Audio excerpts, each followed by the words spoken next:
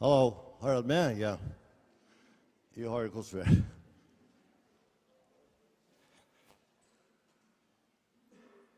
God kveld alle sammen, og hjertelig velkommen til hentan Kunningarfonden.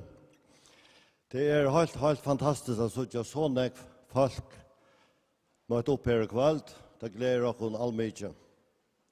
Som konnet så hesen fonderen lier i en rundferd, som ADHD-fellet har skipet fire sammen vi med landa kommunen rundt i landet. Endamålet vi rundferdene at kunna om ADHD, såleis at alle kunne være vidt til å skapa karmar, og trykja trivna, beta og menning til øtlån vi ADHD. Her som kunne vi bare ta under vi og stola, tog det ikke at jeg var stod at vitanen om ADHD har ikke alltid vært så skjønnlig. I sommer det 3 år siden jeg møtte jo i skolen nå. Det vil si at det er samme som at det holdt 3 år siden jeg fører ut av skolen nå, og jeg må si at i min skole tog halte jeg ikke at det er nærmere hørt i året nevnt ADHD. Men det mester avgjort ikke at ADHD ikke var tiltatt. Tornærmengar som mulig har vært utfordret av ADHD. Her har vi kanskje vært en av timen. Tar ble kallet for åark og ungar og ble sendt i av Flemish Cup. Her røynes.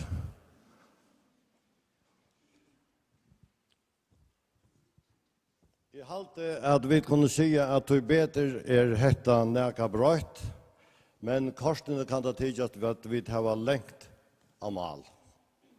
Du ingen enkelt løsten ligger framan for oss.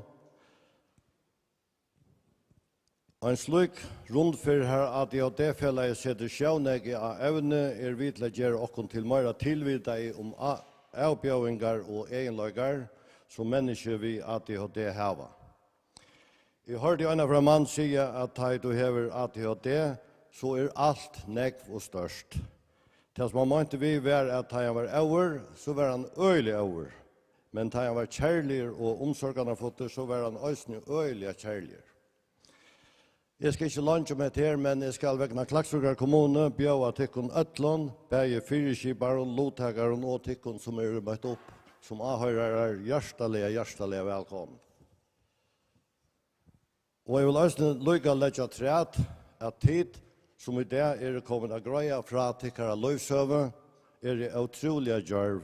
I halte jeg kan lov meg å si at øtlevit som kommet i kveld takksom for at tid vi tikkara søvn kunne være vidt til å gjøre okkon mer tilvita om evne, som i sørste enda øyne kan hjelpe okkon å være stolande avværende, stolande vippfolk og gauver starsfeller til taimon som mest av hæsson. I ferie er Gjøva Bjørkdam, et tiltak lunch underveis, og nå slipper vi det endelig gångt. Det er fantastisk. Og tusen takk for Klaksvíkar kommune, utan tikkun så er det ikke vi gjør det. Jeg vil lykke bare presentere okkara deilige fela. Her sitter vi har akkurat hakka, nevntartale, oppe i skjei, og så det hva en 3-4 tiltakslimer. At jeg hadde for han her, så løs at det flere, det bedre. Og det er fantastisk at vi det blir så størst fel.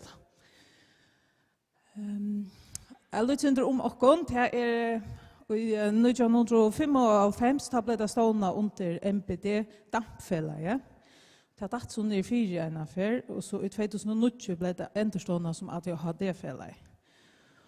Og 2019 da kom jeg på i, jeg mener jeg var nummer 22 gjeldende limer, og vi sette håla investing. Vi begynte seg rundferna, vi tøtte at jeg hadde meknartak, og vi ble limer i at jeg hadde Norden, og vi har kost under en herfer som heter Virkjenning.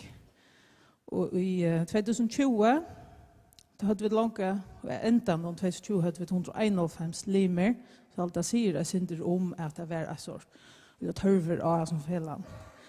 Och vi fick skrivstov i mäkt och vi sätter stån självhjälparböcker och vi det har haft 20 självhjälparböcker. Så det är otroligt gott. Det är för bäge överande och för bötten och för vuxna och för mannen och för kvinnor. Och i 2021 hade vi det har varit omlagt 235 Kjaldan Limer. Och för 1. juni får vi att sätta en rådgivare i mar. Och vi är akkurat blivit limer att jag hade Europe. Och vi får att ha en granskningar världskattlån. Gått nog bara 2 månader, men det är så. Jag är spänt på. Hon vill så grunta av det som kommer in i rådgivningen. Det är data. Så det ska se också inte om vad törver är det. Innanför att jag hade i färgen och kanske inte om hvordan jag har haft och sånt. Och jag har till att finnas det. Och nu kallar vi så en kampanj som heter Örvis i samman. Örvis är ett år som gänger att det är ödlån som har haft. Det har alltid fått i Örvis. Så vi tog så, heter det fela, här som man ska Örvis i samman. Och lyssna till vi har en hemma så ja. Och här som filmar och de sätter tilltaget kommer att lycka. Och så är vi har vi akkurat öppna en limabok som luckar bara för limer. Han är en sån forum kan sätta spurningar och lära av för nörden och sånt. Annars har vi en Instagram och en öppna Facebook-bok. Och skrona i det, vi får alltså först att hälsa på Torfrid Danielsen som är salafränka sername. Hon kommer att ta sig om böden vi ADHD. Och det är cirka en halv timme. Så kommer jag som förälder att greja fra hvordan det är att vara förälder. Så har vi en steg i 15 minuter där vi har kaffe och te och skott här uppe i mätarsalen. Och att han kommer Tormor Stora lejan så att det är vansjukhusen att greja fra hvordan det är att vara vuxen vi ADHD. Och omlag klockan 9 kommer det vara nystöd att greja fra hvordan det är att häva ADHD och få det stäffet som vuxen. Och så är vi måste gärna sätta spurningar. Och så om klockan 12:15. Så, gör så väl. Torfrid.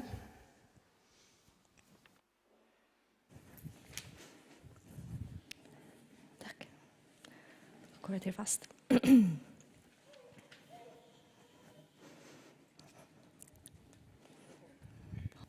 Ja. God kveld. Jeg heter Torfrid. Jeg er salafrænka sername aktuelt. Jeg begynte mitt liv av barn- og ungdomspsykiatrine i Färjön. Her som jeg arbeidet i 5 år. Jeg var 3 år i sername. Jeg kommer til å om at jeg hadde og har fokus på arbeid. Kommer senere inn og kvett at jeg hadde og at jeg hadde diagnosen er växande. Det er hon. Det er nekvar forklaringer på kvui. Men mittel annat så fra 2008 til 2005 så fikk vi 6106 bøtt stedfest at jeg hadde i Danmark. Men det er fra 2011 til 2015 var 25.020 bøtt. Så det er en større vøkstur. Men en nøyvur vøkstur, hos jeg. Det er jo flere dronjer generelt som får stedfest og mer som er åreg, vet jeg at jeg hadde. Det viser seg at flere dronjer har haie, alltså hyperaktivitet och impulsivitet, medan flere jenter ganska uppfylla kriterierna för ADD. Genterna vill här och fram till oss upp, det är 17. Nog tyder är frialigare och introverta och ganska drömmande och så vidare. Man mäter worldwide, hvis man huxar något som över Atlantklotan, att omlag 3-5% av bötten och ungdom uppfylla kriterierna för ADHD. Av taimon vilja hålla trus till 35% än uppfylla kriterierna för ADHD som vuxen. Det betyder också att en pastor kanske inte uppfyller kriterierna. Väckna boning, eller strategier, eller andra ting. Eller att det inte har betydliga vanskligheter i dagligdagen vissa. Så är det här om det är en motadiagnos. Det vill jag som vara vi. Som Iva stod i om att jag hade till, om det kanske bara är offande. Och här var ho och snä att borste förklarade vi föräldrauppehållning, att barnet bara är först och inte vill akta. och så vidare. Och det kan man snacka lunch om. Men det så att Sverige är att jag hade till och det var lust först för i 100 år sedan. Och vi så växter till nekvar samhällsliga grunder vi har en bättre skipan till böt. Vi har större expertis innanför männing till böt nu och vi finner också helt i att böten inte har det gott. Det är mittel andra årsaker. Det är en arvelighet 40-45% mäter man skiltast alltså genetisk arvelighet. Man arbetar kanske inte äntligen att jag har det på hamma men man arbetar svarbar innanför så tror jag chatten i ösnen som är lustig i Janne. Omframt att det är en alltså bönlös arvelighet så är det också faktorer som man ser har sammanhang med andra lågfödevekt eller att böten är otulliga född eller om böten får höjla skeja kanske vägna iltmangel eller vad slag i hötte. Och så om omstövnar med löve till dömes röjning och alkohol. Och så är det också inne och hittar ett dolching i muskonslä. Man kan ha sjön till också näck omkvarv som vattnar oj om det kan lukas med 11 till att jag hade. Och man finner inte äntliga bönlös sammanhang. Man finner sjön sammanhang mellan ett osunt eller ohappy uppväxtra miljö västnar om trivnaden jag bötten och det är inte om det. Men det är inte så lätt att det är något som vi förr att jag hade. Det är man så inte funnit igen. Det är inte så lätt att man kan via en blodpröva eller en höjla skanning kanna och sucha om en person är över att jag hade. Men det är något som på bakgrund av som är grött från Janne och en kliniskare datainsamling. Att man hickar och samlar in från flöjr i omkvarven och mäter om att det tillsammans ligger vattnet uppfyller vattenkriterierna eller gör det inte. Ja, och lyckas säga att om ett vatten inte blir mörkt, rätt eller vid förstörelse så kan det sjön förvärra chattsymptomen för att jag hade som jag kommer att lysa nu med lite löta. Och det kan också förvärra om ätbor och det som vi kallar för krävavvisande ätbor. Att det inte vill ingänga i ramar och strukturer som vuxen sätta. Lukas säger syndrom höjlan. Jag säger att man kan inte göra höjla skanning och stäffasta det. Men av bölkanivå, där man hickar efter bölkarna bötten vi att jag hade, emot bölkarna bötten vi normal användning, så ser man en mån. Men till bölkanivå. Det är bara strukturellt hur höjlen är byggt upp och så är det funktionellt hur höjlen arbetar. Med andra vill jag som vara vid att orvakne tja bötten vi att jag hade en ny sätt. Orvakne är lukka som vi åker primära höjla, det som är det absinkol och ökje här nyast vid öra. Som reglerar åkara svövnmönster, gås vätjen och lukka som alert, eller orvakne vid det då. Och också så som kulta och hitta och svångt och så vidare. Man säger att det vi att jag hade det är sammanlökna vi en tröttan höjla. Så om vi gör någon och tog jag ska jag haft ordentligt att göra så vet vi då att vi är eka trött tar vi 1,4 i oss och att vi tog perioden tålar vi minne av. Vi tålar minne av vi blir ganska lättare ill eller chat vi mäkna illa att skulle gång vi nutjar avbjörngar till vi inte kommer för oss. Och och i mitt mar och i suche att vi att ha det här det såles att la twin. Att jag hade höjlen är av balkanivå, synte minne vanlig höjlen. Och det som höjlen var ger, jag vet inte om tormar kanske kommer närgen och att men höjlevaver stimprar höjlan till att signalstoffene blir flott rätt runt och på en effektiv måte i höjlan. Det är det som man säljer ser till det som är det frontallappen, det blåa ökje, här vid pannorna. Här ser man minne blodjöknostreman tjabötna vi att jag hade mot till vanlig böt. Det betyder det att höjlen arbetar minne effektivt. Då är det värre att planlägga och organisera sin ätbor tjabötna vi att jag hade. Så kom in till 3 chattsymptomen. Uppmärksamma, hur ska man gröja för att tog? Jag har gröja fra att vi en sån nummerlitt metafor. Hvis vi är inne i en myrskonrumme, så sitter vi inte. Så brukar vi tända nummerlittna och vi brukar ljuset till att orientera oss i rummet. Det är för så vitt uppmärksamma. Och hvis man har nio sett uppmärksamma, så är det samma luckna vi en nummerlitt på att röja vägen ut. Det har sitta lyset ganska olika vågt. Lummalikten kan inte lysa mer än några minuter, så börjar han att blinka synder eller slökna. Och hin varianten är att hvis vi uppmärksamma oräkva, så kunde vi finna på att slunga lummalikten runt så att det lyser alla stan. Ja. Och till synd så läs tar varianten innanför att jag hade enten så där bara ett vågt ljus som inte alltså det kan inte lysa lunge, eller att det flyter sig för nekv och man kan inte orientera sig. Och så börjar man att smäcka sig oj och så är det. Den nästa chatten och agenten är hyperaktiva aktiviteter. Det är det att de är alla en gång.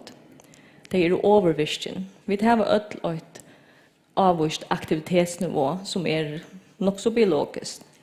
Som är att ha roliga rörsler, mäkna sitta lunge, eller vilja kontrollera ju sin rörslor, och ösnen sin tankavish med gott fokus. Men annor är att vilja orolig och vision, och som är ganska så rolig att det ganska bli passiv. Och något som en sån eller bara är drömmande från varandra.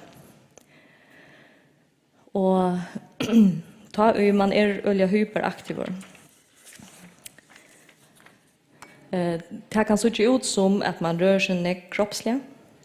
Det kan också se ut som att man snackar utan ohalt hur riktigt jag tio. Och man ser det också när jag i spelet att det är ett larmande kaotiskt spel eller ett olja alltså aktivt snackespel. Och det är allt som kan vara tecken på hyperaktivitet. Det tredje chatten jag känner är impulsiviteter. Det är folk eller bad som har nio sett fyrligt.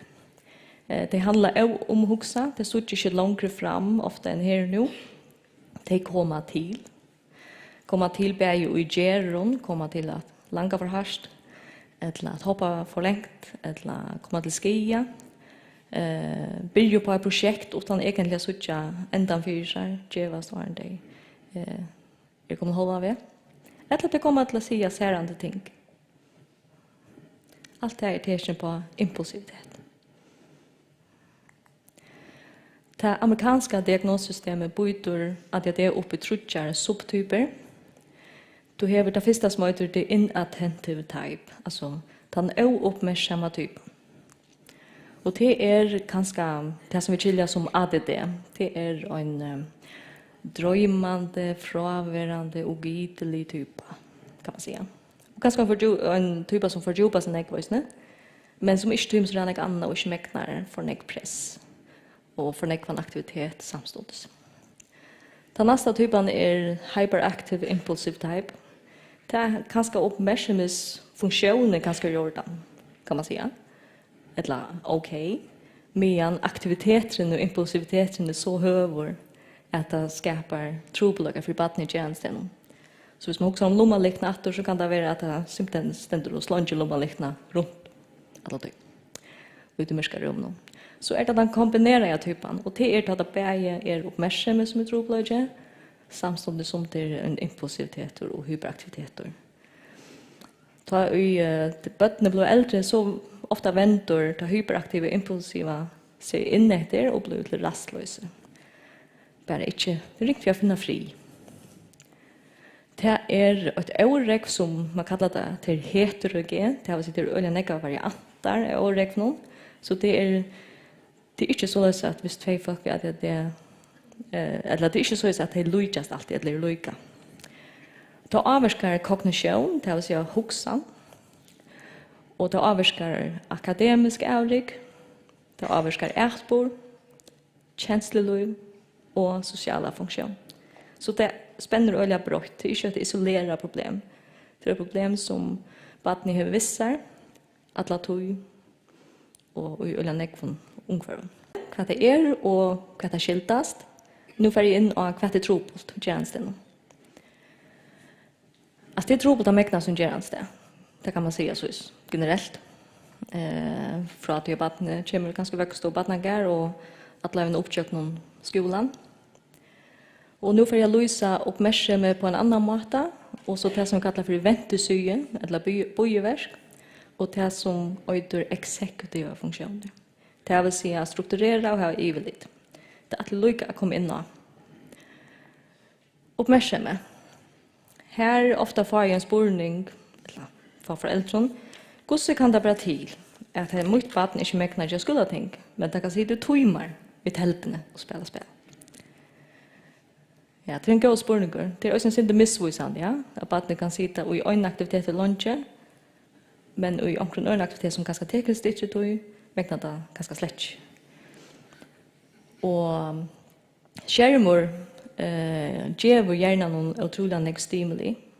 Och hvis vi minnas den här trötta höjlan, så kan man säga att skärmen väcker höjlan alla tog. Det är också något som händer. Både visuellt och jo och då är det gångt. Så det är snett att skärmar är något som böt med att jag hade tillträckast det.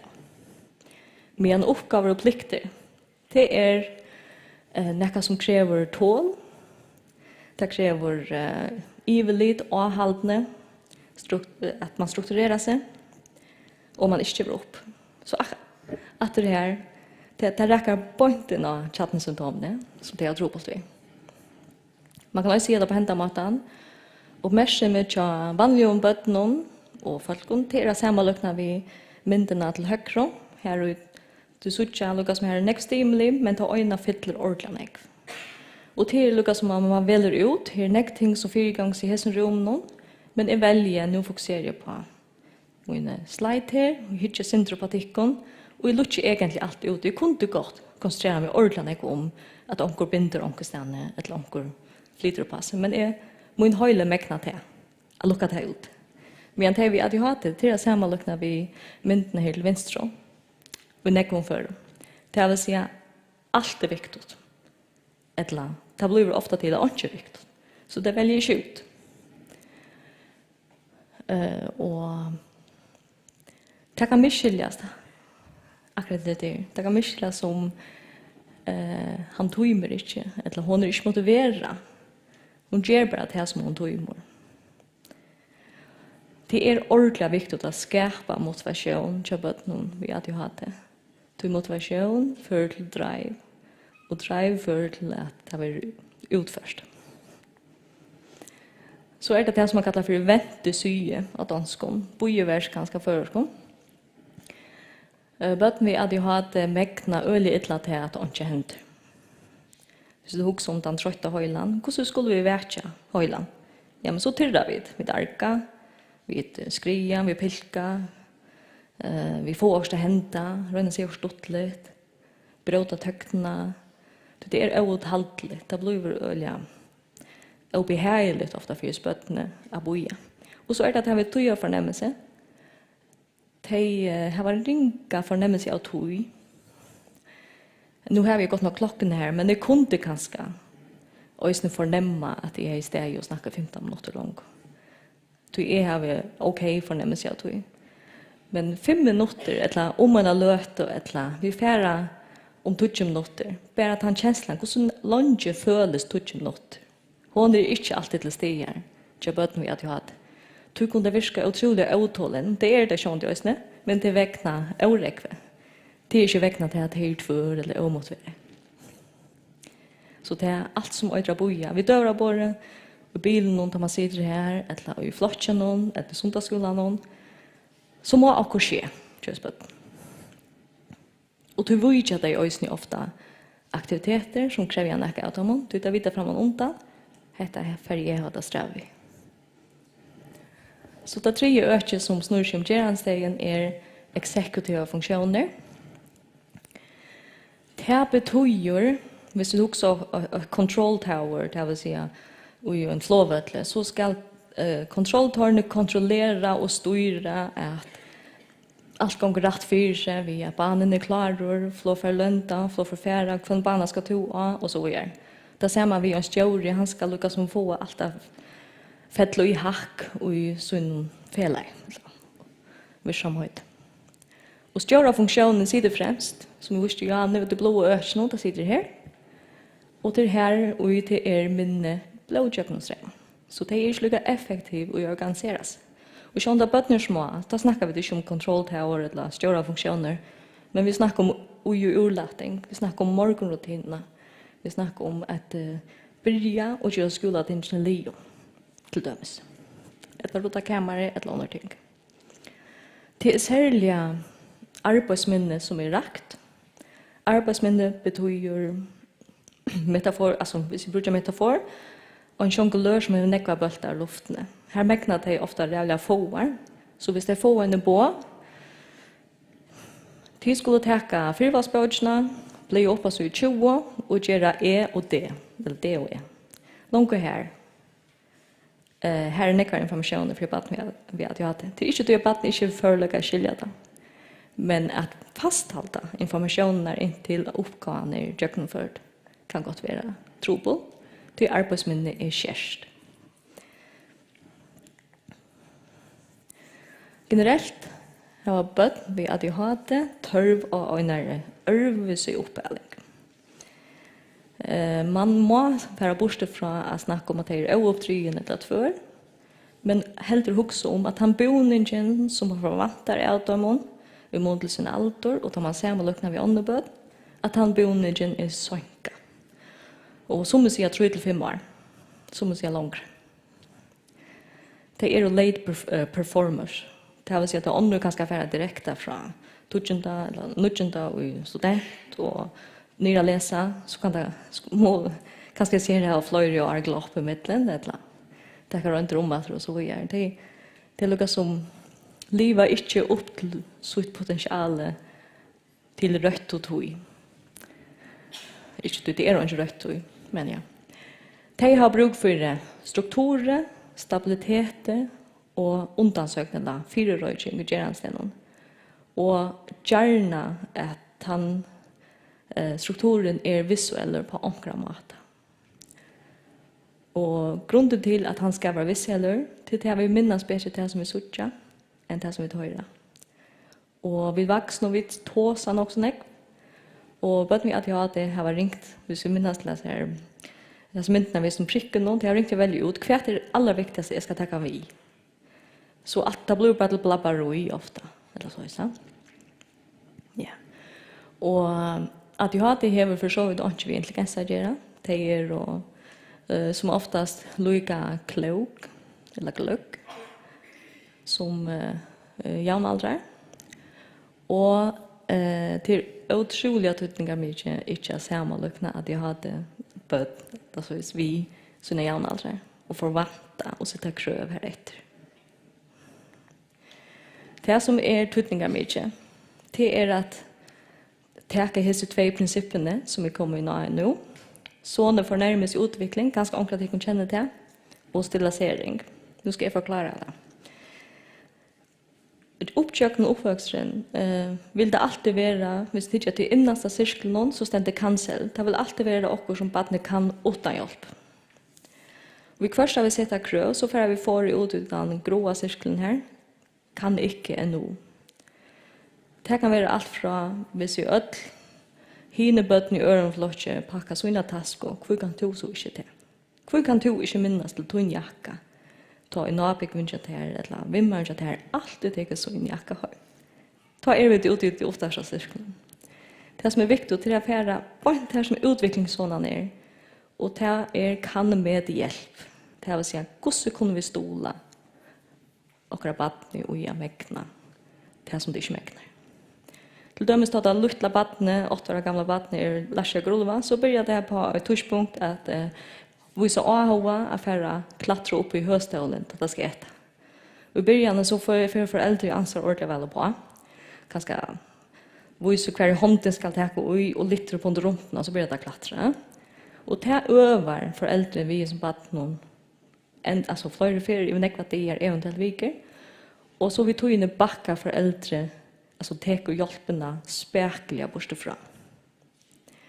Och till ändan så är det bara nejut för föräldrarna stanna bort vi och bara trycka på den istället.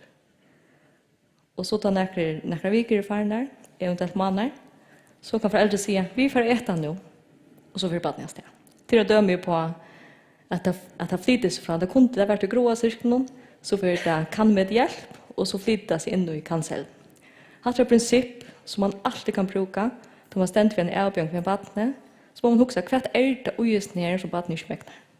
Och så huska, hvordan kan vi stola då och ett sti agent. Det här principet är ett stilasering. Tar man bygger i hus, så sätter man stilas upp, och man lyckas som stilas hjälper att hålla byggningen intill byggningen i något stärk. Det som ordentligt tydningar mycket och en fortsätt för att ha gott samband med barnet, det att man övar och tydlig i sin egna samband. Man kommer tatt att barnet när man tar sig, man råpar inte henne över rummet eller henne över huset. Man kan säga en tomfingerregel är att jag ska bara vara en meter fra. Ta jag sig också i barnet. Det som vi barnen vi ADHD, tror att det ofta missförstånda, får inte tänka vi, vara använt flera färger, så vill jag det ofta förbinda egna samband vid kritik. Så det kan gott vara inte vujande och flakrande i sin egna samband. Simpelthen du tar van vid att man nöjst att fästa blicke och få en kvassa röd för att få det lust. Så det som man ska göra, hvis man hever barn med att ha det enten i skola, dagstående eller hemma, det att man vänder det av och faktiskt omgångar det bästa egna sambandet då man nöjd till att rätta sitt barn och heldur ivedriver och textar tog till egna samband och vinner i tonalä, när hånd och öxlarna och smulast, då det också gott. Så det också ordentligt gott att ha gåa tog, stjötnestunder som har bötterna, bäge bonden spela, frujon spela och i utaktivitet. Ta människor relationerna först och främst, det upplever en kritik, det har lockt kjolsfyrer, och det kunde vi vaxna och böta om, simpelthen för att möta dem när rätt och hårt. Och ros, det ryckar otroliga väl, ganska böt mig att jag hade till profitera upp att det är bättre av ros än vanlig böt. Det har man granskat. Och ros, den maten som man ska rosa på är byggt av behaviorismerna som var en av de först och psykologiska rättningarna. Som lyckas med grundprincip som säger ätfärd som får uppmärksamhet ändetexter. Och det vi alltid hade, det kommer ofta till att göra fel, så eller så. Så det får negativ uppmärksamhet. Och det som behaviorismen vill göra vid till det är att mer uppmärksamhet och ger till negativ ätfärd, ofta vill hon ändetexta sig. Och början kommer att ända sig att det börjar söka det negativa. Det vill säga för att få kontakt vid den vuxna eller vid andra börn, slå det eller arka. Nu gick de rätt, nu fick jag uppmärksamhet. Men det som man ska göra är att koppla det och finna alternativen, ta och hjälpa att göra också som man gärna vill söka möjra, så får man in och rosa ut. Det ska vara tydligt. Det ska vara vid tommel upp, smule, vinna en tonaleie, och det ska vara uttörligt. Det vill säga inte bara super, flott, gott, raskor, men möjra. Alltså är glad för att söka att du hång till taskna till att knaka. Det är flott klar. Alltså, det ska vara så uttörligt. Det säger man i skolan. Gott att söka att du sitter och arbetar. Du sitter ju 5 minuter. Verkligen gott. Jag gläder mig att söka om man har löt och snäckt du görs. Så, ja. Det skiljer jag. Så att det är negativa ätfärden. Det som kan ignoreras, det ska ignoreras. Du visst det hött och mäkna inte att haft en negativ ätfärd så hött det görs det. Bøten gjør det så godt som det kunne. Så at det er færre ut i støver som skaper troblager, så skal man bare huske hva er det som bøten ikke mekner. Om det så er en kjelig støve, og er det for inn og sier hatt det ikke ordan, eller nå stekker du, vite om man kan avløye.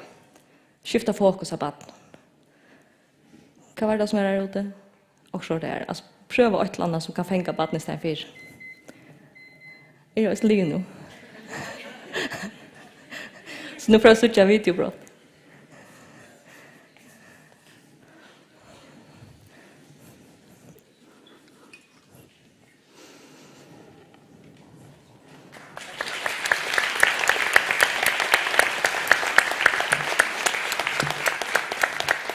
Jeg er Rebecca Niklasdotter, og jeg er en son som er 15 år gammel, som har autisme og ADHD. Okkara dagligdager er fylt ved stress, sorg, sturan og vånløse, og det hever han vært de siste 15 årene. Vi vet omgatt vi fra dagligdags, fra år til år, hva bor baden og jokken. Han hever en diagnose, han er øyelig avvarskere av det, at han hatt, at han ikke tåler åregg. Han er jo og sansa sensitiver, og han er tørva strukturer for at hava en tålig dagligdag. Det som vi opplever at samfunnet i rommer hver gang honom er til okken. Skoletilbud som er til han får vi ikke. Vi får vite hva han er tørva, og hva det er nøyt for hans truna og menning, men til alt kommer til alt, så får jeg vite at det ikke er plass for honom. Til rettende åndebød taker for givet, det er ikke hans rettende. Nå husker jeg rettende til skoletilbud, og til det gode badnårene som han ofte hører om. Han får en gang ikke til skoletilbud, som er atle honom, og som er rått til at han skal få. Det er ikke plass for honom. Først til at det er å være foreldre og få vite at det ikke er plass for tøyne og badene ute her. Det finnes ikke noe verre. Vi søker en fremtid som er utrolig tung her i fergen. Beid at det kommer til skole, arbeid og setten i henne. Det er ikke en dag over her som man kan sette seg nye og kvile seg og huske at alt ganger. Det har vi ikke kunnet efter 15 årene han har vært her. Og det er ikke hans skyld. Det er heller ikke okkara skyld som foreldre at han har en diagnose som er ADHD og autisme. Det er noe som man føtter i, men det er noe som slett ikke vil roma. Hvordan langt kan man bære sorgene? Hvordan langt kan man bære storene?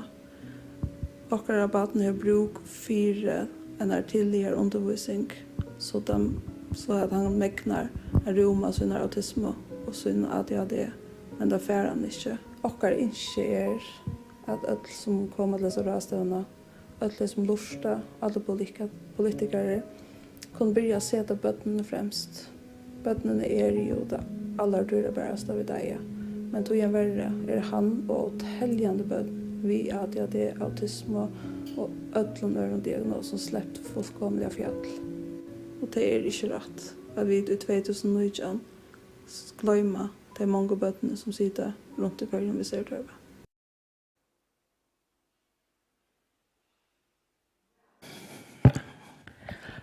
Hetta var filmer vi gjør det til tiltak som at ADHD megnar tag ut 2019.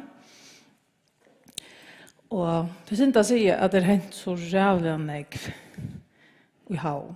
Jeg så ikke her, vi da finner rundtur her på en til å se. Det ser flokkar og ser stover som man hever her på en, og det er helt utrolig god høler. Man er ordentlig rævfest at man er bygd til ordentlig delt og sånn. Og her gengar var ikke en 60-23 bøten. Det er virkelig flott. Det er virkelig glad for jeg sånn. At det er ikke alle stans, og særlig har ringt til havn. Men ja, jeg eiter så Bjørk Dam, og jeg er foreldre av en dronje som i det er 13 år. Og jeg har rettet sin til fravæsen her, hvor vi akkurat har valgt disse teknikene, og kassan er under er nemlig at det er så ime som stol, som jeg var tørva, som jeg var ikke, som jeg var sinter, og som jeg var mer. Og det er det som heter vi ADHD, at det gjør, man får noen anbud, så man vet akkurat hvordan man kan sette om til hvert menneske. Og at som er det kjøtt, er den orsøkten en stia, under det må vi ha noe hjelperfett for å komme opp. Ja. Nu har vi rundt av være foreldre, da man akkurat får vite at man har ADHD, eller bøttene har ADHD. Og ja, jeg følte meg som de aller fleste foreldre. Man føler seg skreiva, man føler seg ikke fordømt til at de rundt om skiljer seg en. De stånar og familjen. Så man føler seg rettelig hjelpersløs. Man føler seg veldig ensam at land. Man har ångene til oss vi onta. ikke er, og ikke øyla nekva timer som nu er kom i samband vi, og man vil miskyldt. Og tog verre så videre vid at nekvar sætjer enda som badnaverndærmål i stedet for man får inn og fikk at jeg hadde utgreining og jobbet han veien. Og så er han at vanligt opptredes til rikkers.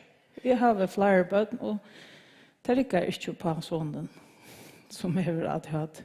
Og det er det som de rundt om har så rævlig ringt via skilje.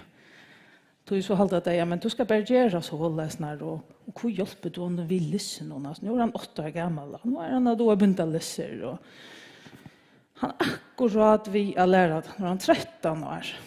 Jeg sier, det kommer 25 år gammel mannfolk for ut av skåret, og så må be damene begynt å lisse. Altså, det kommer, man må ha tål.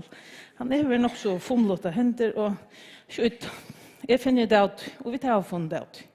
Skåene er snitt oppfunnet. Og det her, ikke å ledge badnet. Det er sånne vimerkninger fra timer rundt om som gjør at man blir bare tida der bort.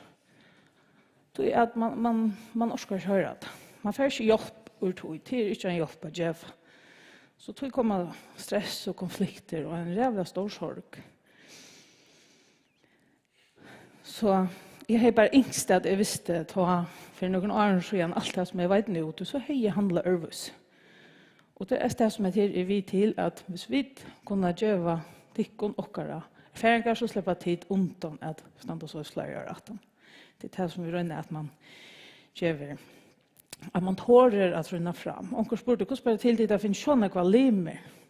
Så sier man til det fyr, det er ikke alt bare ensamme lutt. Det tør det ikke, og som man vil da se banen. Det er ikke vi til å hjelpe noen bøtten og noen voksne. Det er å komme ut og at fortelle hva det er man er tørv av. Så den store spørningen er at jeg hadde så en gave. Vi har haft sånne rundt for 4, og da sier bare Silvanstøtter til lukke jeg har at jeg hadde. Og det er så løsende øljende jeg føler at tog at endelig få at det en knaka henka at disse frustrasjoner og det her oppå. Og det får en ambuskasse. Jeg forteller litt om oss. Vi er en familie, vi har 3 bød, og det er sånne oppe i trenen, som jeg har at jeg hadde. Og det er sånn godt å si om han. Han er nekva viner, stora vitan, kjensler og kjærligere og tårvel, opplever nekv og spilleglær, underholdende, inkluderende, øyelig empatisk, gammel, det vinaler, lidfæver og fitter og igangsettende og you name it. Men så var det nekva av sånne her ting som vi tar til tørfrut hos om. Han røpte øyelig nekva, alltid haser. Det var eit. Og bultrasleier, helt fra vekket står vi av. Han er øyelig loa kroppskjensle, så tog han øyelig ofte myskelt ved at han var herlig, men altså, han var bare glad. Og han stressade kjøtere. Og minne uthaltene i sommerføren, og ekstremt størst å gjøre. Og ringt vi skift, han gikk ikke til fotball. For etter om badnageren, så tog ikke til fotball. No. Men jeg visste at han tog ikke ordentlig vel. Vi får i åmene, og han rann ut av banen gledaste verden, og så spurte han at han var det godt du får. Ja, det var ordentlig stått. Så jeg måtte få strategier her, så jeg var skatt. Vi færre åmene, hvis du ikke tog mer til at kommet åmene, så kan du slippe fra. Det kunne gått her en 20 minutter, men så kom han, og det var en affær utjøkningen 8 år, og så at han så kom hjem, da hadde ikke han heidt oss godt. Så det er en sånn grense, når skal man lusta etter baden, og når skal man være at han vaksne og sier, men jeg vet at det er bedre 4, to har bare ringt vi akkurat det som skifter nå. Så det er utrolig viktig for han å røre seg over vi og fotball ut i fellesskap nå, og han er utrolig glad for det han sparsker inn. Og ordentlig ringt vi brøyting, altså jeg har akkurat gjort om i stov, han er sorg, skap jeg flott her, over her. Altså, det er ikke å være skap jeg ærstand her, det var nekk bedre at det står her. Han og systeren, de det är bara ett år av månad och det är vi bygger något sluten husen och det finns inte hemma för sig för en fjör och hon var ett 14 år äntligen jag slapp hon undan badjösen han hitt var näckbet det låg kort så upp ja ja det var näckbet det tog någon en 30 månader att då så jag kanske var det nog så gott det här så det alltså öle ringt vi så bröting och skiljer ytla och konkret alltså så att vi kristna till vi otroliga tar först och han skulle inte konfirmeras och han tror inte på Gud och han vet öle ringt faktiskt slapp han undan kristendomen men systern blev så färmt i fjör och vi måste känna ekvar avtaler om att han skulle släppa för jag bara vi i kyrkan. Nu det något så häppet av corona så det var öle få folk i kyrkan. Och han sa där alla tøynar, det var så deilig. Vi brukte alla ampøyene som jeg har lært i ampøyskassan. Og han har en ordentlig god oppleving. Han har faktisk en ordentlig god han det, og han skal absolutt konfirmeres.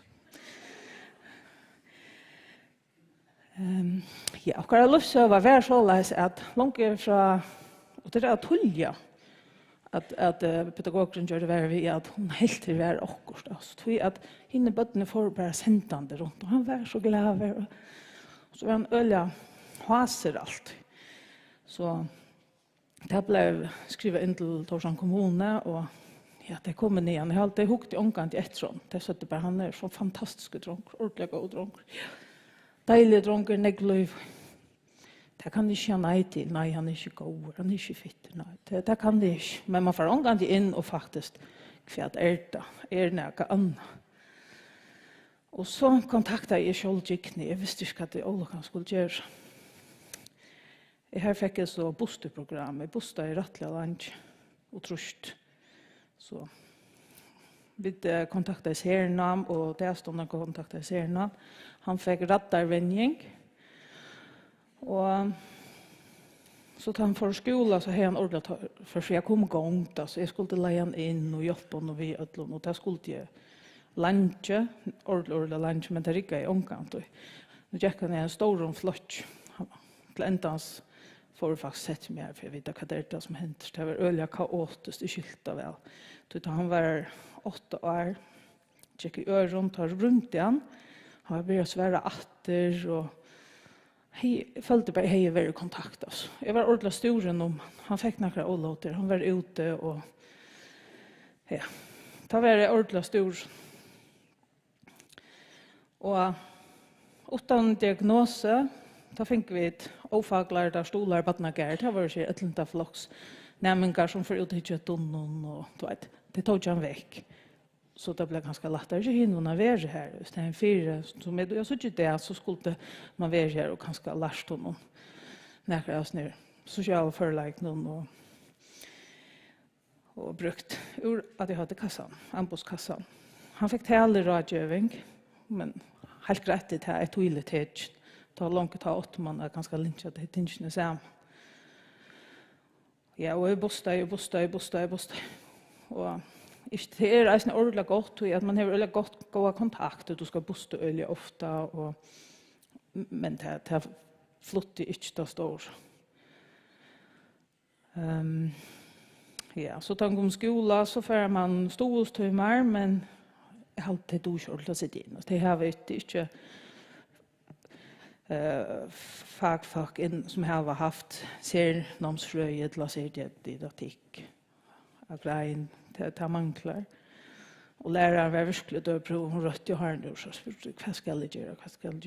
Det var slett synd. Ja, og så det at jeg har gjort dette en armak, og man har gjort det om til en PowerPoint-presentasjon, så hentet sort her. Men det gjør det ikke. Diagnosen kom av tilvilt, tog at han født i 2008, og vi lodtog fra at han var 0 år, og jeg er kohorsta 5 granskinger ved Skatland. Holdt jo ned også omkvar ved fruktbær. Tjolrykker støyer vel. Og da man 90 år, så parst av seg granskinger ved Skatland til en sånn kognitiv test, som en psykologer gjør, som slett omgang til jeg møtte og kjente jeg ikke. Och det var så att han skulle minnas till att han får handlen att köpa tjejting, så skulle jag minnas det och säga det att han fra och så har han forskjellige ting. Och testen visste att ja, han är vanlig och rättlig han intelligens i omkron, men klar tecken om att jag hade. Och här stod han var akkurat fyllt i nutt. Detta var i januar. Han fyllt i januar. Så fick jag en salarföreningen att skriva en utgrävning. Jag fick faktiskt alla testen. Jag fick en sån mappe vid ödlen. Och jag blev rättligt irriterad. Alltså, det blir man. Man blir rättligt irriterad när man följer man är just ordentligt nek och spurst och bänk på. Och nu tar det en fagfolk 45 minutter att komma via sig här i utmeldingen. Ta och säga, här är inte allt rätt. Här är akkurat i färgen som inte skickar.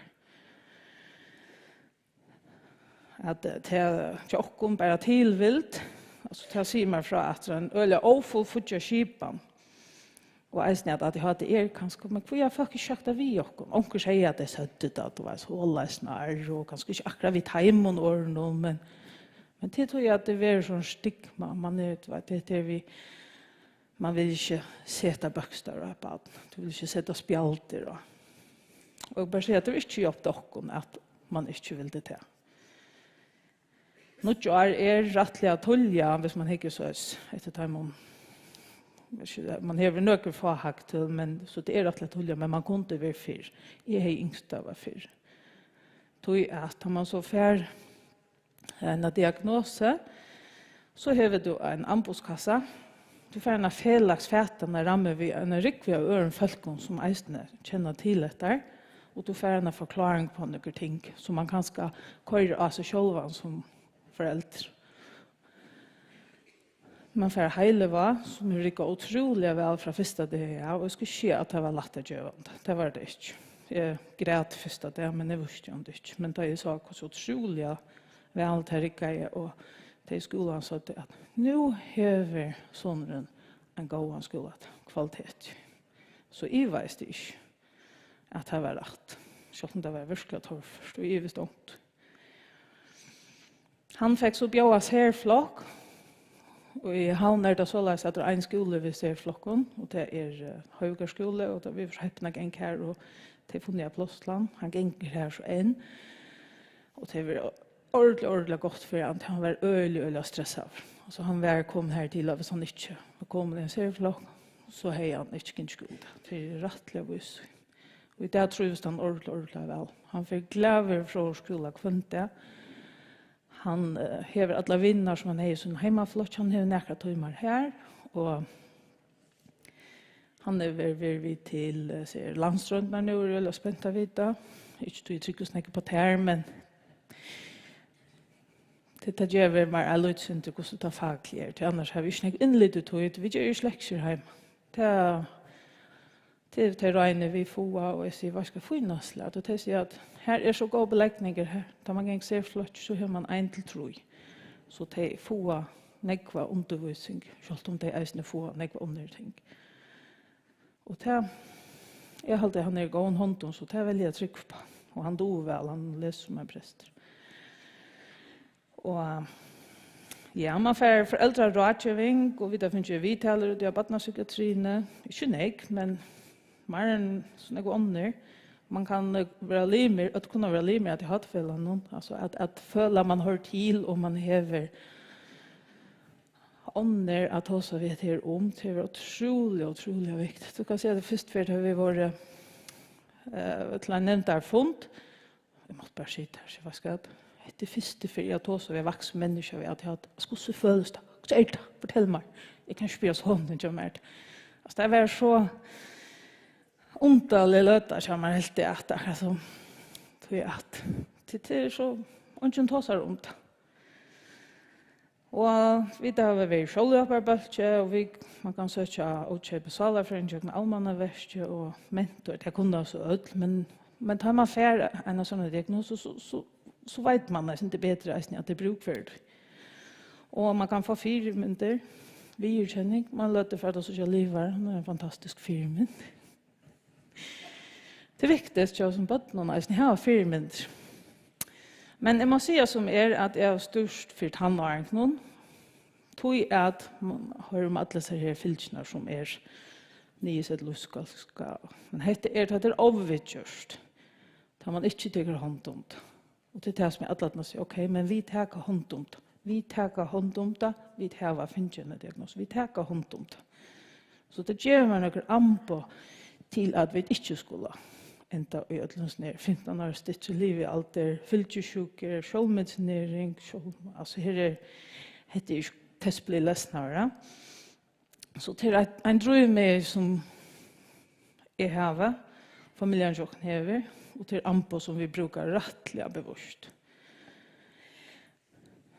Jeg ser vi at hever du ADHD, så du og hever en rus, eller 50% av dem som hever rus, en som nuslig hever ADHD. Det et ampo, vi vet at då kan man handla. Då vi helt bevisst om at vinner jo noe eller viktigt. Så det viktigt at han har fellesskap, at han har utrått, han er åpenleika, eller vi åpen om det, og at vi firmynter, og han ganger til salafring. Det helt bevisst. Selv om han har det ordentlig godt, det vel firebyrd at han ender den kjelige statistikken. Og så jeg tror det beste anbund jeg kan gjøre, det vi at programmera min heila, ja, men han en 30% 18 for sånn menning. Så det spotta akkurat hva det er. Tjoner han også sunt til bindalisser. Han ganske mer enn 30%. Og så det at han misser telefoner, og han, sånne ting, at han skila sånne ting, og så bare ikke taskene for han, og nå skal jeg gjøre det til han 15-16. Det gjør han ikke. Jeg vil ikke gjøre det han 30. Men jeg gjør det nå, det det beste for han. Og så han nesten øyelig lengt fremme. Han vet alt om dins haurer, men det ikke bare dins haurer nå det blitt ødelgjør. Han vet alt om ødelgjør og i verden. Mestkeligast tingene. Så det som han har lært seg et sort øke, og det kan han så bruke til at linje øke. Det der hyperfokus. Og en kone ringte til meg og sa, skal jeg vente sonen han og hvis man var nøytjan eller atjan, og han bare ligger hjemme, og nå har jeg sagt at han skal finne seg et arbeid, han skal ut og sykla. Men han gjør meg her til. Jeg har sagt at han skal gjøre det selv. Så sier jeg altså, men fortalte han om at jeg er 30% nå.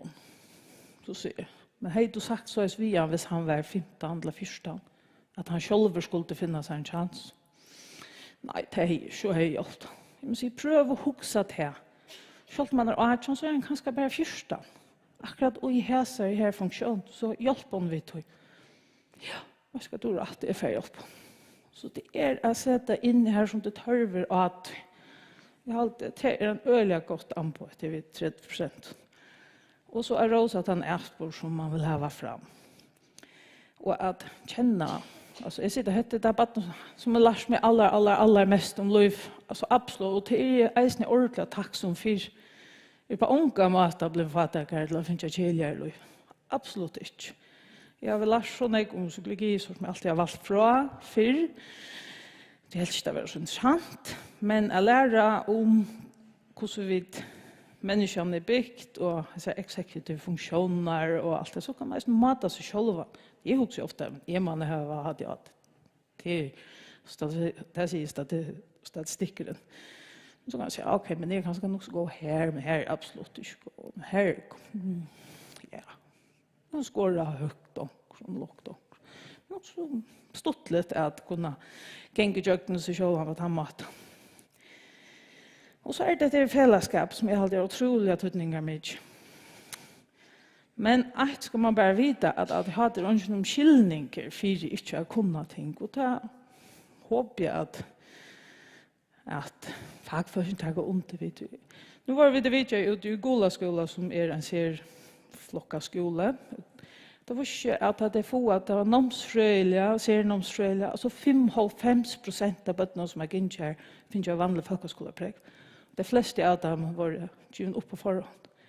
Men det klarer det her ute, tog det doa at lofta dem, og roma dem, og gjøre dem tog. Så det är inte någon skillningar att ha. Det som jag säger så, jag kan inte chatta att ha. Jag vet att det enaste som tar mest till det att du ska arbeta här för det. Du är det kommer. Du 30% att han först måste du bara lägga ännu mer i. Det är inte någon skillningar. Så, och eisen, man må bara lære seg at det ikke er øvest til å finne seg strategier. Og så mest eisen man har det lettere vi gjør. Man sier ikke, ja, vi kjenner folk at de klarer det mest utroliga. Tog at de har brukt det på en positiv måte. Så ja, vi akkurat fortsatt, så halte jeg at det hadde vært en gave. Og her stendte nyast er at alla de personliga södnar som nu är komna att känna och jag felar att jag är ivalesen att det är en gåva för det som får att tog att to fair på och en fällskap och förståelse. Och så vill bara säga tack för det. Vi har hända mynden är så stottlig. Det är några år sedan. Han kanske vara touch. Vi tar alltid en sån mynd och träna alla sök. Så så jag så uppe i tränen och så renner jag klämma han för allt han fria igen och så har han lycka handen av sist. Det är praktfullt. Tack för det.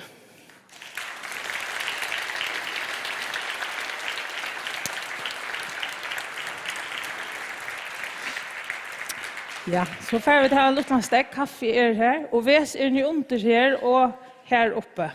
Och det är i 15 minuter.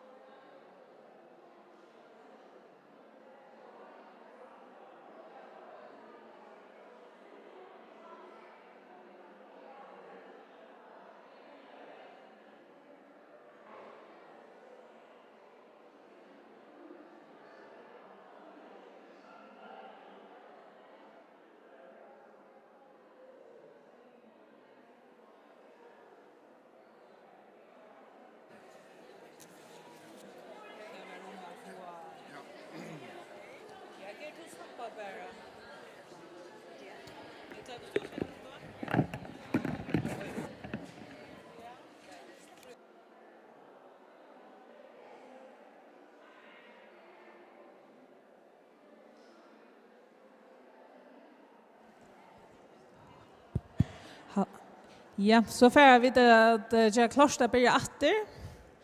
Folk får lycka höve att tömma sig koppen.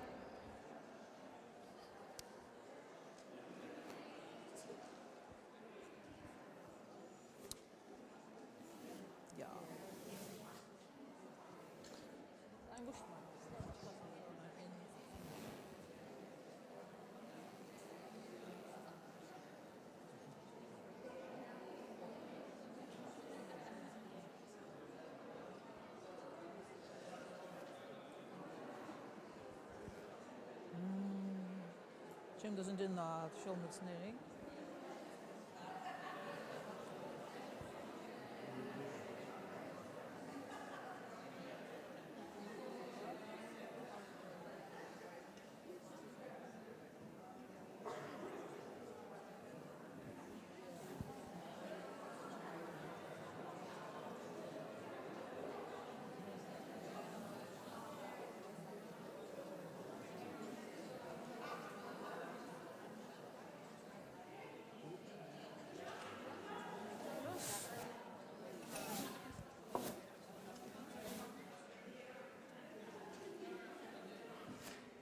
Ja, så får vi att börja. Få lukka till att komma på plats.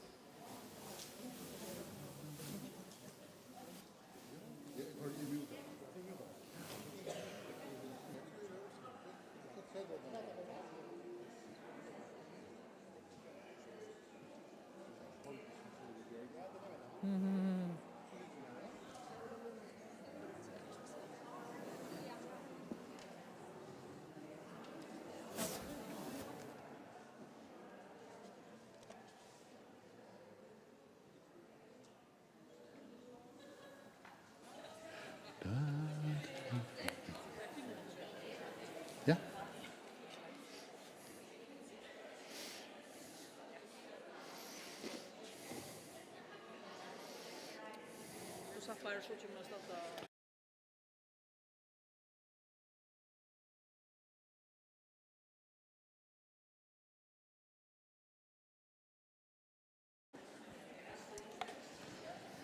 Ja, nu får jag att göra året till Tormod Stora som är kärlakne i psykiatri och han kommer att ta sig om vuxen vi alltid haft. Ja, tack för Och det. allt det. Yes. Gott att sucha då när folk här i kväll. Sucha sig gång allt, det nog sitt 18 men jag vet det är det. Jag ska så ta så om ADHD tja vuxna folk. Det är så säga att det är det som är om för det. Og når du som sier, kommer sånn å bytte på det som tar for seg, bytte å si alt om at, og sier sikkert om at, men det er bare for å vite om det er verden og vinst av vi. Men da jeg lærte til psykiatere, og det er slett ikke så lenge siden som de talte det det tar var unger, men det er godt nok nøkere år siden, men det er ikke sånn jeg. Ta hver ADHD en badnasjuk. Og jeg lærte til voksne psykiatere, så jeg har ikke badnasjuker som så. Eller psykiske badnasjuker, eller trobølger til bøtten. Så egentlig lærte vi ikke om ADHD. Så det var ikke aktuelt til oss som skulle lære bare vi voksne folk. Men det hendte jo en brøyding om det her mundet, har jeg mener lærte at i USA og Erastan begynte man å ta seg om ADHD til voksne folk. Og jeg kan minnes egentlig at første fer, da jeg hadde liksom, det gikk opp for meg, at det egentlig var så. Det var en av nattene jeg var av vakt i Roskilde her som jeg arbeidet, psykiatriske skredstående. Så kom det unge dronger inn, og han er rundt at det ikke løy vi av seg. Tog jeg løy vi var for besværlig. Først før jeg tar jeg så helse på han, så sier han, god dag, jeg heter Lars, jeg er et voksent dampbarn. Voksent dampbarn. Og det som han mente vi til, det var at han har vært det som han tar kallet et dampbaden, det har han alltid vært. Nå var han voksen, men han var stadigvæk et dampbaden. han var bara vaksen. Og det skapte liksom, jeg synes det er avhåret til meg, liksom en refleksjon i det her, at det var nøkkerbøden som ble vi hava damp, som det tar et, og da kom det til amerikanske betegnelser i Europa, som kalles for ADHD. Kanskje var det som Arjen Bjørk nevnte det i sin opplegg her, at det er i den noe annet, fyrfele er i den noe annet. For lykke som er repetere en lydsynder etter av tog som Tofri sier, så er ADHD et neurologisk menningar-åreg. Altså det er noe vi utviklingene som et menningar-forskål. Bøten utvikler seg på ymsa mater. De kan utvikle seg av nekven ymske nørsjon, og det gonger jo etter ikke etter en skjema, men man tar seg om det var 3 sekunder teater, 4 sekunder teater, 5 til den normale, eller vanlige utviklingen. Og så er det av nøkron områden at nøkron ikke utvikler seg. Og det som man kanskje først, men man er et hodag som er det menningar-tarn. Og det er jo ikke vi ADHD gjør, at det er en helt ørenøkje, ta snurres nærmere om den intelligensmessige utviklingen. At hon er skjenket til å tarne den intelligensmessige utviklingen, og det betyr så til at de får noen avbjørker av toggjørelsen. Her snur det seg om at man er tarnet over utviklingen av den ørenøkje, som kunne være motorisk tarnet, at det er at lære genga og så videre. Det er imest, men til nøkkelund, altså, man vet at jeg skulle helst genga ta, men nøkker er tarnet av toggjørelsen. Og så er det nøkker som er tarnet av den helt ørenøkjen som vi kommer til, og til det som man kaller det for ADHD. Det blir tullige menneskene. Man kan som regel sitte at det er rettelig tullige, og som Torfri sier, så er det krøven i det, at hvis man snakker om det, at det er nækka som begynner i året man var 6 år. Og det samme det, så arbeider vi voksne folk, det vi skal sette stedfest om de har ADHD eller ikke. Så hvis jeg ikke vil si, ja, jeg har disse symptomene, jeg heter helt sikkert ADHD, det blir jeg i 4. Så er det ikke ADHD. Så er det også annet, her symptomene lykkes ADHD, det er ikke ADHD, så det begynner alltid i badnaren. Og tar vi sånn at vi skulle stille diagnosene, jeg har fædre og foreldre som kunne fortelle hvordan det var et langt snøren. Det er så avbjørnger etter, så det får jeg ikke gjort alle døgnet, så jeg har ångre som er nå i 70-årene, og vi har tatt mammensene vi til kanninger, det blir skjoldan til, altså. Så tar vi nødt til å ha ångre æreopplysninger, andre beskrivelse av søvnene, men eisene tar vi nødt til å si, det var nækka som var i badendovene, ikke så. Og til de fleste, eisen til tikkene Ødlund, så er det tikkene familie en søve om hvordan tid var som bød. Hon var så, han svev alt, så han klatret i alle stedene. Han var ikke det flattest vi, og alt det der utsagnene som det, der må vi så bruke at vi skulle luste etter hvordan var det som badna. Det er ikke helt å spørre så spennleis. Minnes du hvordan du varst, Jack badna gær, så at vi minnes vi jo ikke. Vi må jo ha noen opplysninger ærestand fra. Det er vaksen faktastasjon. Nu nevnte jo den her Lars som jeg møtte. Han var en av dem som ble vi havet her. Og man sier det i ødlenføren holdt 30%, altså helt en av dem som får stedfestet som bøtten, havet strobleggende eisen til det er vaksen, og i så står det mån at de tørver behandling. Onker sier det 70%, men vi er helt samt om det. Det er rimelig tøl som sier det. Og onker sier at for å ha diagnose så skal du feile te og te og te og te.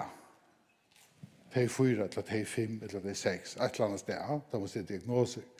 Og så da det er vaksen, så kan man si onker at det feile bare te og te og te, te bare 4. Så er det ikke diagnosene, så man skal ha 6 for diagnosene. Men det har symptomer på, og det er stadig trobeleggere. Selv om det er kanskje ikke oppfyller krøvende for å ha diagnosene. Og så sier man, ok, hvordan er vaksen folk har så ADHD? Ja, så sier man, her om okkerleier sier man ofte, okkerleier, i Danmark og Norrland, så sier man 1-3% av de voksne i landet har ADHD, og så står det mån at det gjør dem trobeleggere. Og 1% Hvis vi som vaksen, så har det vært iver 18 år, så har det en 40.000 lokser folk i førgen, 1%, det var så 400, og det 3%, ja, så er det 1200, ångsten sier man 5%, ja, så er det 2000 folk i førgen som vaksen folk som har ADHD, cirka. Ångsten middelen, kanskje 1000 og 2000, vi utkjørt litt. Som sagt, det stender for ADHD, altså attention, oppmerksomme, deficit, mangel, hyperaktiviteter, til overvirkning, og disorder, til så. Av ensken har man ordet disorder og disease, her som vi i førskolen egentlig bare har 1 år som er det sjuka. Men det er skiljer mellom en disease og en disorder av ensken. Det får ikke ordentlig gjørst av førskolen, og det kallar vi det for OLA, eller angst vi kallar brek. Så det er vel sin hvordan vi det kallar for førskolen. Så derfor var liksom at ja, men det ikke at det vel et måte fenomen på en eller annen måte. Nå kunne jeg ha ødel ADHD, har man folk si, eller så. Andre først baden har ADHD i dag, og vet du mye ikke eisen har ADHD. Og danskerne sier alle drenger har det, altså ADHD. Men det er sånne utsagner som kommer, liksom, og til rett at det er flere folk som får diagnosen der. For det første, det er hentet paradigmeskifte. Da jeg var unger, det er ikke lenge siden, da var det ikke noe som vaksen folk hadde. Og bøtten hadde som så helst at det kallades for noe annet. Men disse trobeleggene som bøttene som har at det heva, som Torfri Eisen kom snakke om, og som Bjørg kunne fortelle om, og et døme om, det trobeleggene heva. Det er jo ikke noe nytt som så. Det er jo beskrivet for lenger, du ikke, lengt at. Altså, i 1895 var det en psykiater som beskriver om noen bøtten som hadde noe via heilandene, og de hadde trobeleggere via atferd og så videre. Ja. Og en som kallet still, professor av badnamedicin, 1902, beskriver om at det er en formentlig en arvelig sjuka her som bøtten er trobel og så videre. Og det var trobel, bøttene. De som hadde ADHD tatt, vi kan jo så de hadde ADHD, de visste bare ikke, og ikke visste det, men man var nødt til å gjøre imisk ting et eller annet sted. Altså, det fikk jo imisk nøvn til dømes, så kallet man det MBD, Minimal Brain Dysfunction, altså det var en eller annen gale ut av heila, snakker man om. Og så kom det til året som er damp, det kom jo alt fjersen noen, som disorder, eller deficit in attention and motor perception, altså motoriska utviklingen og perception, oppfattende evne, og oppmerksomme og konsentrasjon, så som la ui her. Deficit in attention, motor control and perception, ja. Og så kommer det her uttrykk som heter ADHD ur Amerika. Og det er egentlig ikke den offisielle diagnosen i danska rydsen, der vi er bare så eider helt til ADHD. Egentlig hvis vi diagnoser det, men ikke åkken så eider ikke ADHD. Så eider det hyperkinetisk overregg. Men disse bøttene, som sagt, her var veldig lunch, og selv om de har man behandlet deg, vi tar til den der metoden, altså. Hvis vi ikke reellig datter til skolen, og sånne kroker som er innrettet i særlig tilbøden som ikke kunne sitte still, kalles for skammekroker. Det var sånn moralsk oppfattende av fær og skamma det her beint i ufyri ødlenes ned, og så vi ødle vite at du ikke dår at oppføre det ordentlig. Det var utbreit. Som sier at de vender rei til klassen med bare at de tog ikke åren til tjearen, den gikk i skolen. Så ofta var det skammegrad. Men det var en metode for å løse den problematikken som var. En gang så kan man lese, gjør man sånn, hjemme sånn pinn som man kunne slå det via. Det er det spangsrør. Jeg tror alltid for at det var rør som kom ur Spania, og det fant jeg at det var spanking det snus om, at det var det som det var. Og det er et spangsrør til spanking av bøttene, så man rønner å boka det som ikke kunne. Så det er ikke bare den moralske behandlingen, men eisen den fysiske, de skulle mestre det fysisk, så de kunne lære det, at det ikke skulle være ofrielig. Og det er nek som var minnast til eisen, at det var en metode som man behandlet ikke bare til som hadde ADHD, men til som ikke kunne innordne seg under til visjens vår, og det var helt klart eisen til vi ADHD. For det var lysen langer etter, så har man i Ørestand, fann man det av, at det for så vidt ikke var bøttene, det var noe gale vi, det var faktisk foreldrene. bøttene var mangla av oppdreelse. Det var ouppdrien, og man gjør det sånn institusjoner, stående som man kaller for genoppdragelsesanstalt. Ja? Her man sendte disse bøttene, så at de kunne endre opp det, så nå var de så åhøpende å være født inn i en familie ved foreldre som var åegnet til oppdreng. Så det er jo gjør det når metoder og alt det her. Og så, altså, ja, ok, så er det hentet et paradigmeskifte, så har man på et eller annet tidspunkt funnet det, og det er heilevaver som kan avvirke heiland i det her, et eller annet som sitter i gale. Og så er man ferdig til å gjøre bøtten heilevaver, og det er sånn ikke særlig godt, og det er forferdelig. Det var nekk bedre fyrt av vil boka av deg og sende deg til anstalter og ærestand. Eller skamma det ut så det ikke kunne realisere. Men det er så, det er vel man kan ha. Det som er nemlig det som er hentet paradigmeskiftet i eisene vi tog. Eisene vi tog vi tar med voksne, at man kan behandle de voksne. Det gjør man ikke. For 15 år siden var det øyelig for voksne folk som var vidtjør for at det er. At det paradigme, det er forståelsesmåten, var at det var noe som bare bøtten hadde. Torfrid har seg om at det er tre høvesomreier, som det er trobladje vi. Det er noe vi oppmerksom nå, og det er noe vi oppmerksom, det er noe vi konsentrasjon, å fastholde konsentrasjon, å kunne filtrere de tingene som man er, altså å få vidt det som hender. At ikke at få inntrykk alle steder fram, eller kunne ha selektive og liksom konsentrere seg om et eller annet. Det er det som er oppmerksomme. Og det er jo som teknikken som det er feltet her, det er et øye som man har problem i hele landet. Noen har det som er hyperaktivitet, og det er tog at styringen av aktiviteter, altså hun rikker ikke, altså man minne styring av aktiviteten, og så er man hyperaktiv. Det skal ut til, så er aktiviteten være aktiver, og så vil denne dempe funksjonen som ikke rikker. Og så er det den impulsive parten her, som er den åtholdende og alt det her, ikke har tålet på i, at det har stått av fjuse, og det har stått til fra tanker til handling, og det ting som tar fra et venn, ja. Men det er en blanding av sånne ting som gjør det av folk vi ADHD. Og nu sier alle til ADHD. Jeg vet at det er noe som heter ADD, men det er egentlig ADHD uten H. Og det vil si at det mangler hæsenparsen her.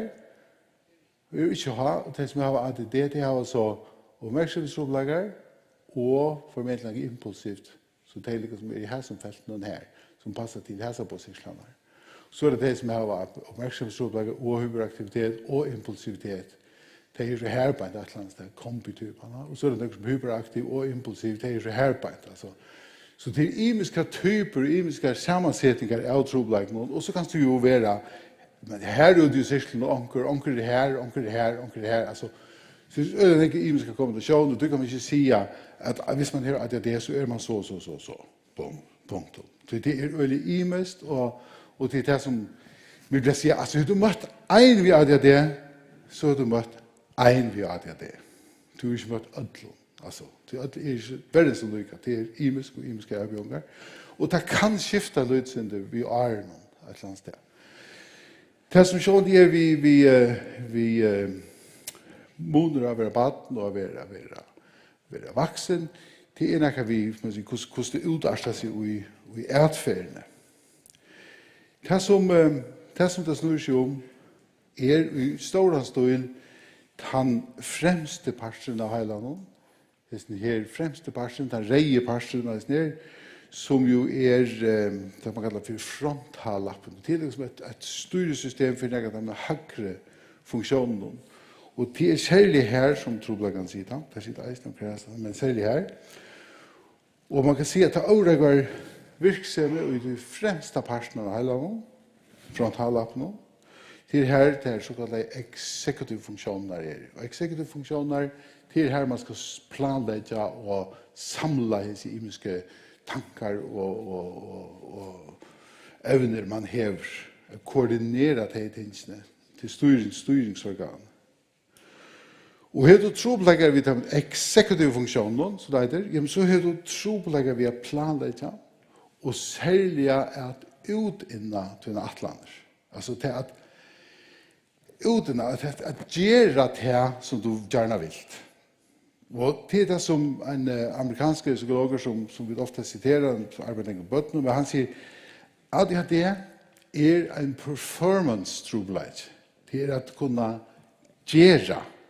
Ikke noe som vi har vita eller kunna, eller så, men det å få at gjørs, eller få lære at gjøre. Det den store trobeleggere som de aller fleste beskriver.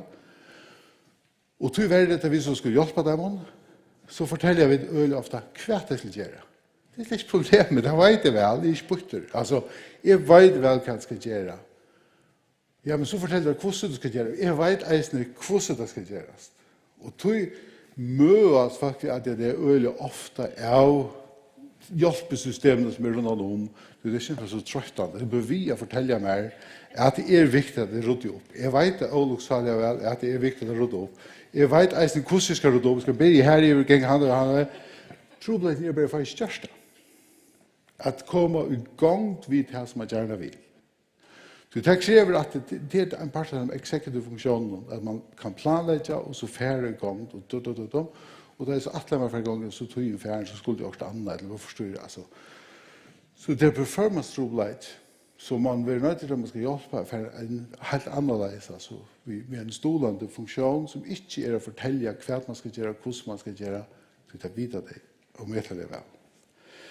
Det øyeblikket vi har skapet seg iverlitt, hva det skulle, og hvordan tingene og hvordan dæveren skal struktureres, hvordan oppgavene skal løses. Det trobeleggere vi har prioritere. Alt det vil lykke området. Altså, plutselig, så det skulle gjøre større oppgaver, så var det gang til å pikke løyde en liten detalje som er lykke viktig som høvesoppgaven, som man skal gjøre. Og så var man overrekke over av øren som kommer forbi, eller som sier noe, eller larme, men eisen av sine egne tanker. Og plutselig kom tanker om det, så får jeg til det. Så var det før vi gjør det her. Ja, nu sier det. Altså, for man får ikke gjørst her rævfestningene som som ofte trobeleggere ved handfære konflikter. Man kommer ofte ui konflikter og trobeleggere ved handfære der. Og da hender så ofte til, særlig hvis det impulsiv at man fjuser stått, så blir det ekvislige reaksjoner. Altså, man får også, altså, egentlig vanlige reaksjoner, man øser seg, men man øser seg mega, altså, hvis det nei, Tøyerkjenslan er vanlig. Det her å kunne fornemme når skal altså hvis jeg skal et eller annet, så vil jeg alltid nødt til executive plan. Hvis jeg skal til møte i havn klokken 20 kveld, så nytter jeg ikke komme tanker om det klokken 5 minutter ut, eller ferie her for klokken 5 minutter, så kommer jeg ikke her til klokken 20. Det en executive funksjon, at man husker, så skal jeg få opp åren, jeg skal få bæ, jeg skal gjøre det, og så får jeg sted, og til at jeg kan holde en time, og så bor jeg her, altså. Det executive funksjoner som hvis man hever der, så husker man ikke om man hever der. Man bruker det bare. Men hvis man ikke hever der, så husker man ganske ikke om man ikke hever der, men man får bare størst det som det skulle brukes til. Det er det som er problemet. Man har ofte ringt stått her med den næste, at det er som, ja, prøv å glemme det. Og så det her svadkjente sinnestående til høyre humøret, utan at man kan si hjem til tog, at så plutselig så det i ene der, og så en ørelig, at det er riktig å styre det. Vi ble ofte tatt om at det er som at det var et symfoniorkester utan dirigent. Og du kan forstille at hvis det ikke regner høtte, du kan godt høre symfoniorkestret, det er Wilkinson stender her og ordner det hele, men forstille at det er Wilkinson ikke være her og skulle prøve, så er det nøyvanlig å lykke strukturere og lykke fort. Så det er som, det er det som hendt i hele noen, at det sier ting som skulle koordineres, det er nekve imiske oppgaver man skal gjøre, men hvis ikke styrer, og det er det som frontallappen i høtten egentlig har til oppgave å gjøre, og akkurat her rikker det kjørt, så blir det liksom drev kaos. Så det er det som hender i høtten, det skal ikke finnes i biokemi og alle ser tingene for en ekvart høy, men det er her problemet er, bom, og det har man så funnet ut av, og det har man gjort kanninger av, og det kan man ikke vise mindre av heilen, så falske vi, og utan at det er det, og så er det så at det er immuner av hvordan det fungerer. Det skal skane at det kan fire, det lyser manalandskapet at det er ikke etter sikkert, som er ikke vanlig å vite. Så heldre å fokusere på hva det som er problemet til taimon som har at det, altså. Det er jo det som, hvordan suttja vid det kommer til uttrykk tja taimon som har at det. Og det er så at det er det her sin diffusa, en avhaldande känsla av rastlös. Ikke kunna finna fri, ikke kunna gira nyer eller så, men alla tydna køyre det samme, sin ivigire tempon. Eisen de som ganske har ADD, eller som virka øyla uta til øyla rolig, så det kunne alligevel føle at det er sånn innere rastløse som man ikke kan øyla beskriva. Riktig slappe av, så som de som ikke har ADD kallar slappe av. Og det kjenner at hvis det ikke hender okkur alle tiden, eller okkur avhåverst, så får man opp i her. Ja, som helst for gjør okkur annet, eller flyta fokus, gjør okkur så. Det er det som sutja. Og det er at det er avhaldande oppmerksomhet som det krever vi først. Hvis det ikke er ordentlig fengar, nå nevnte Torfrid og Jan, det er akkur skal den tiden han sitter ved et sånt computerspill helt kvöld. Man kan ikke lese ena sujas bogen her, altså, du har en konsentrasjonstroblegger, sier man. Ja, men det er at computerspil, eller teltspil, hva det er vel helt annet spil, altså, og stimulerer en på en helt annen måte enn en daybok, som altså, en kjenter, altså. Og de fleste mangler det oppmerksomhet, de kan godt lese, det er da, det er ikke det som problemet, og det er da eisen å blia, men da det har å blia, så er det glemt å stå inne, til at konsentrasjonen var ikke til det. Altså, hvis vi skulle huske analog heilen som en telta, så er det save-funksjonen, ja. Att inte går man alltid skriva på det streamer för så man mista allt. Han save funktionen på en eller annan måte manglar duff och det att tänka läsa en bok men inte annat kan stå igen eller. Men even att det inte den film med dem kan jag så tro lite så faktiskt att det blir så jag kan eller shoulder i biograf att det är klart ut att pissen tror jag för alltså för den hålla eller det tror jag man mal liksom göra ett eller annat för att hålla uppmärksamhet till annars sånar man. Og de som sitter hjemme ikke kommer til alltid gjøre kaffe, eller for etter omkron, gjøre okra ved, som ikke sånne ting avbrott. Generelt, ikke alt, men det er en generell trobeleid. Og da man ser i gang til en større oppgave som var et krev mer konsentrere, så er man plutselig, det som man skal kalle fellet i sted, og man er ferdig at det tok som helt annet enn det som er, som man kan stege opp. Man kan glemme sine avtaler som man har gjort, vi tøyspunkter som ikke skriver det nye, og man glemmer kan man lagt inn sånn billigland. Hva er ligland nå? Altså et eller annet telefonen som er, hva for hånd? Altså, selv om det er sånn pura vanlige ting som man skal bruke. Man har telefonen i det, man har forlagt alle stedene, ja. Og man leter etter sånne ting. Og så er det her at det handler ofte og kjøtt uten å hukse seg om.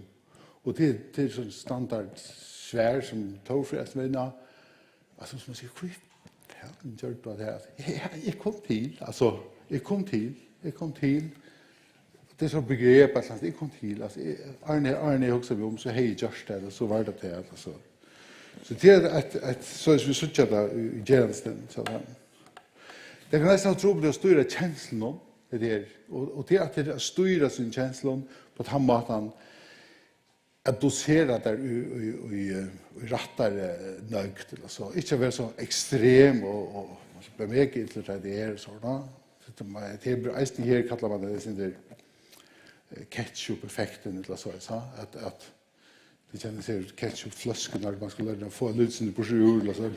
Känner bara hälften av flaskan på en gång alltså. Det visar sig ofta hända liksom på tomaten den ketchup-effekten som plavar det. Ja. Det kommer väldigt ofta i osämjer vi startfällare och familjerna alltså till att det handlar kött och också inte alltid om och väldigt ofta så men så det tåler vi gör det, va? Det är inte alltid lätt i familjen, det tar mig som ofta tåler, men familjen är väl lugga men det är arbete så som ett öliga kött, man en öliga domar stjåra som är stumma för arbete att köra ett lag.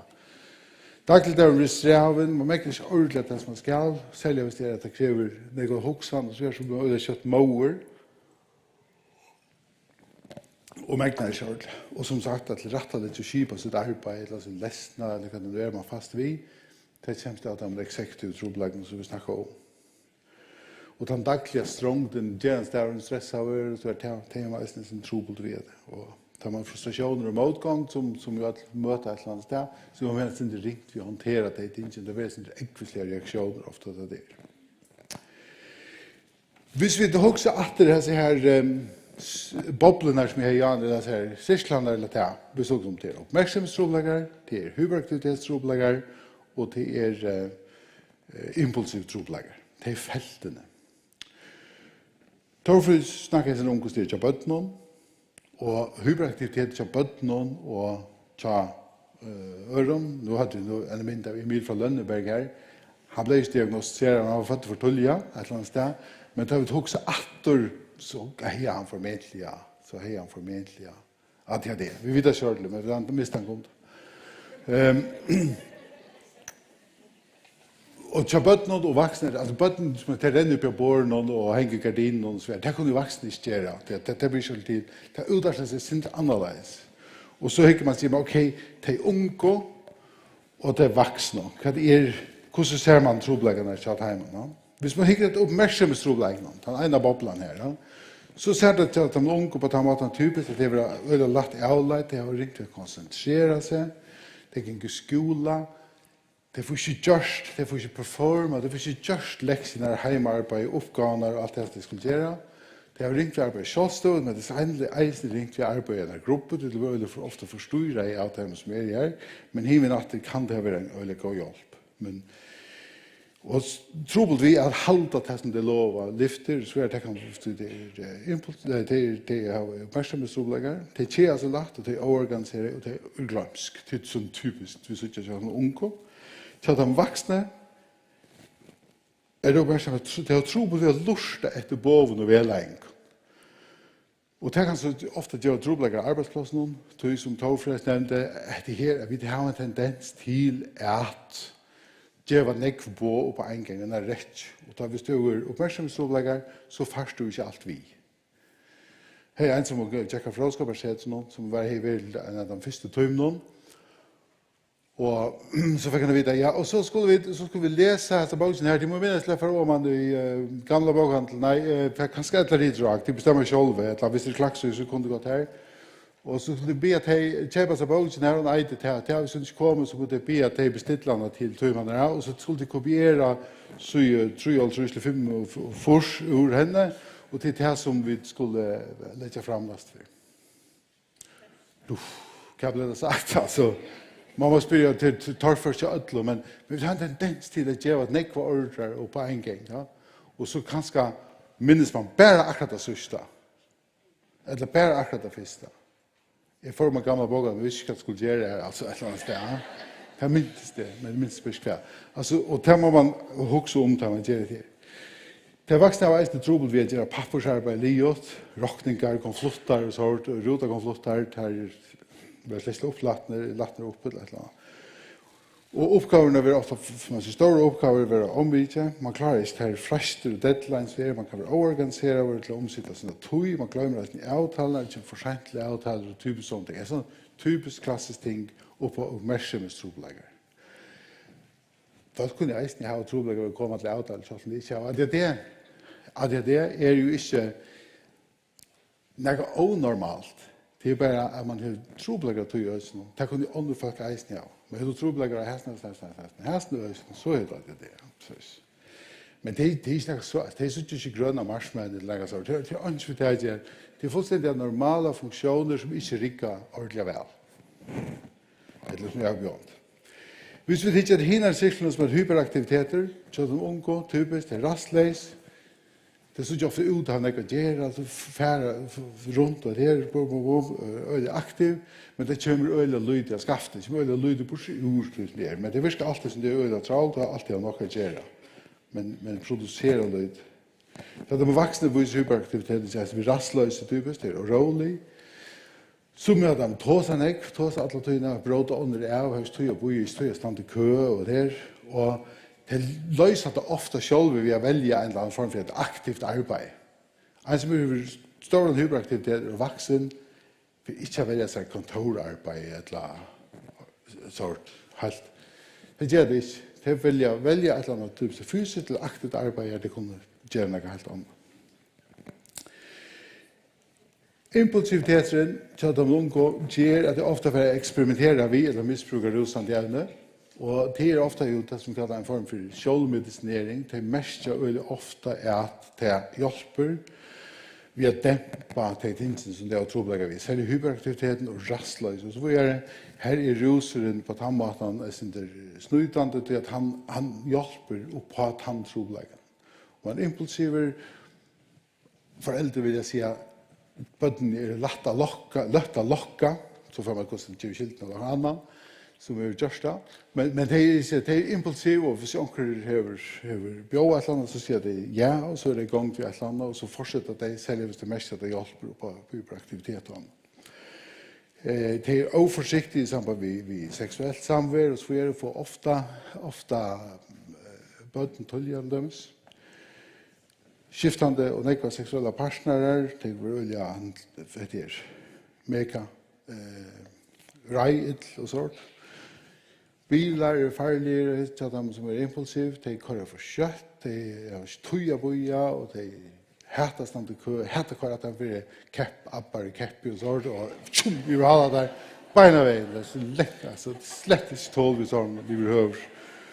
Og kommer oftere ut i bilvandliker enn andre. Vi har ikke noe førstøl om det, men vi kjenner det alt så. Og det er vi avbrått under dette tåsa og slett tydelig sånne ting. Det er den impulsiviteten til de unge.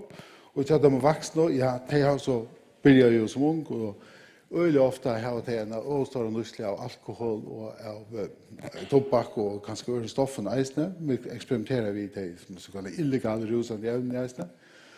Og det sutja vi, og nå nevnte Bjørg om det er snøen, det var et at man grua fire da man jobbet.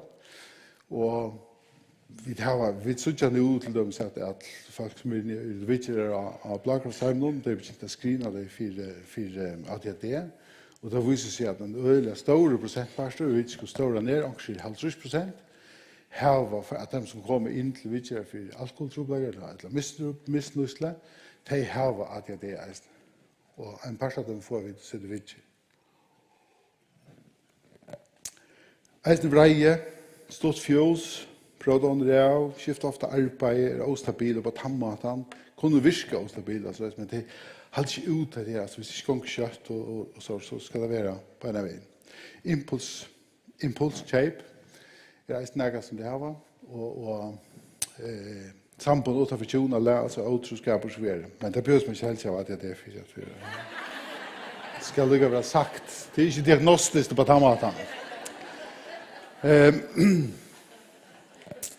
Det som vi vet något om det är som vi säger, det är så stort så när vi börjar att medicinera allt av vuxen och det är eisne för oss så stort så när vi börjar medicinera på. Alltså som sagt, man bänkar i dig, sänder dig bostor. Og en periode i fjärsen og forskning var det nok sånn pedagogisk og psykologisk behandling, altså en form for ny oppdreining, eller stolende oppdreining og så videre. Men utslutningen har ikke vært så øyelig god av det. Nå er man så ferdig å medicinere og hjelpe til, og så hjelpe dem på tannmaten, og høre vågen om at det skal hjelpe bedre. Jeg synes ikke tog det var ferdig, Bjørg.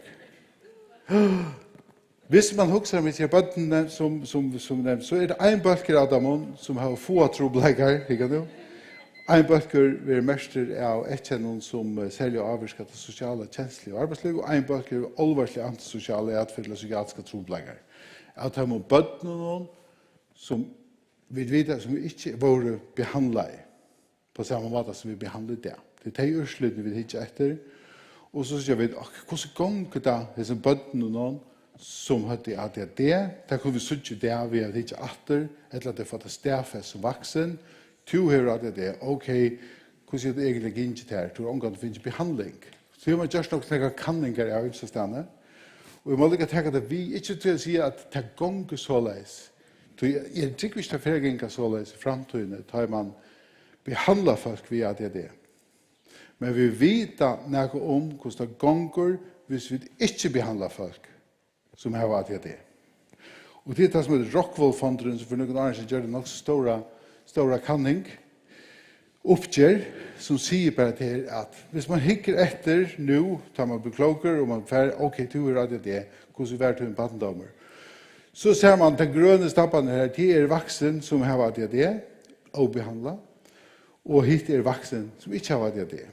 Den første kurven her, hun sier det om hvordan jeg at den bøtten som tvangsfjernet, hvordan bøtten var tvangsfjernet, ja? Jo, at de som har ADHD, det 22,1 som tvangsfjernet hjemme fra at det var bøtten, det drikker ikke, men det andre befolkningen 3,1%.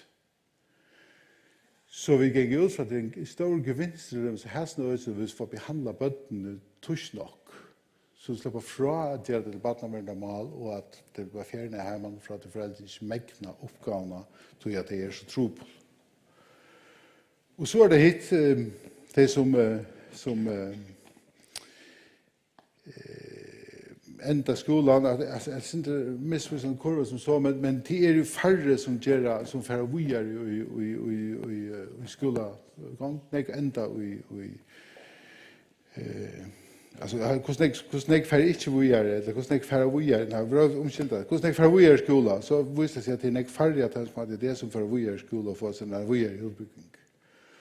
Hitt er så eisen, da man sikkert at den vaksen, så ser man det ut at det er cirka 0,3% av befolkningen som har psykiatriske trobeleggere og har vært innlagt og svært psykiatrisk veldig, men det som ADD er 2,5%.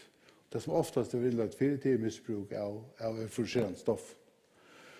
Hvordan er folk vaksen få en dom for at ha, eller båt for at ha gjort akkurat og lovligt, så sier man det generelt er det 9,6% i befolkningsstånd, men at de som har ADD er det holdt 7,8. Altså det er annet for at de som har ADD er vaksen, som har finnet båt eller gjort akkurat kriminellt. 90% av de voksne som har ADD ser ut til å være menn. Og hvis man hikker etter inntøkemessig, så viser det seg at de ofte kommer å ha jobb som gjør lagre inntøker. Det er 100.000 kroner om måneden i inntøker, for de som ikke har ADD og de som har ADD. Utreisene til Heileva er nekstare. Det danskøl som sier at av de som har ADD, da bruker de 90.660 kroner i medisinutreislen om året, men andre generelt bruker 1.500 kroner. Og så er det antallet ytelser i primærsektoren, altså hvordan jeg bruker det til å lakna, til dømes, og da sier man at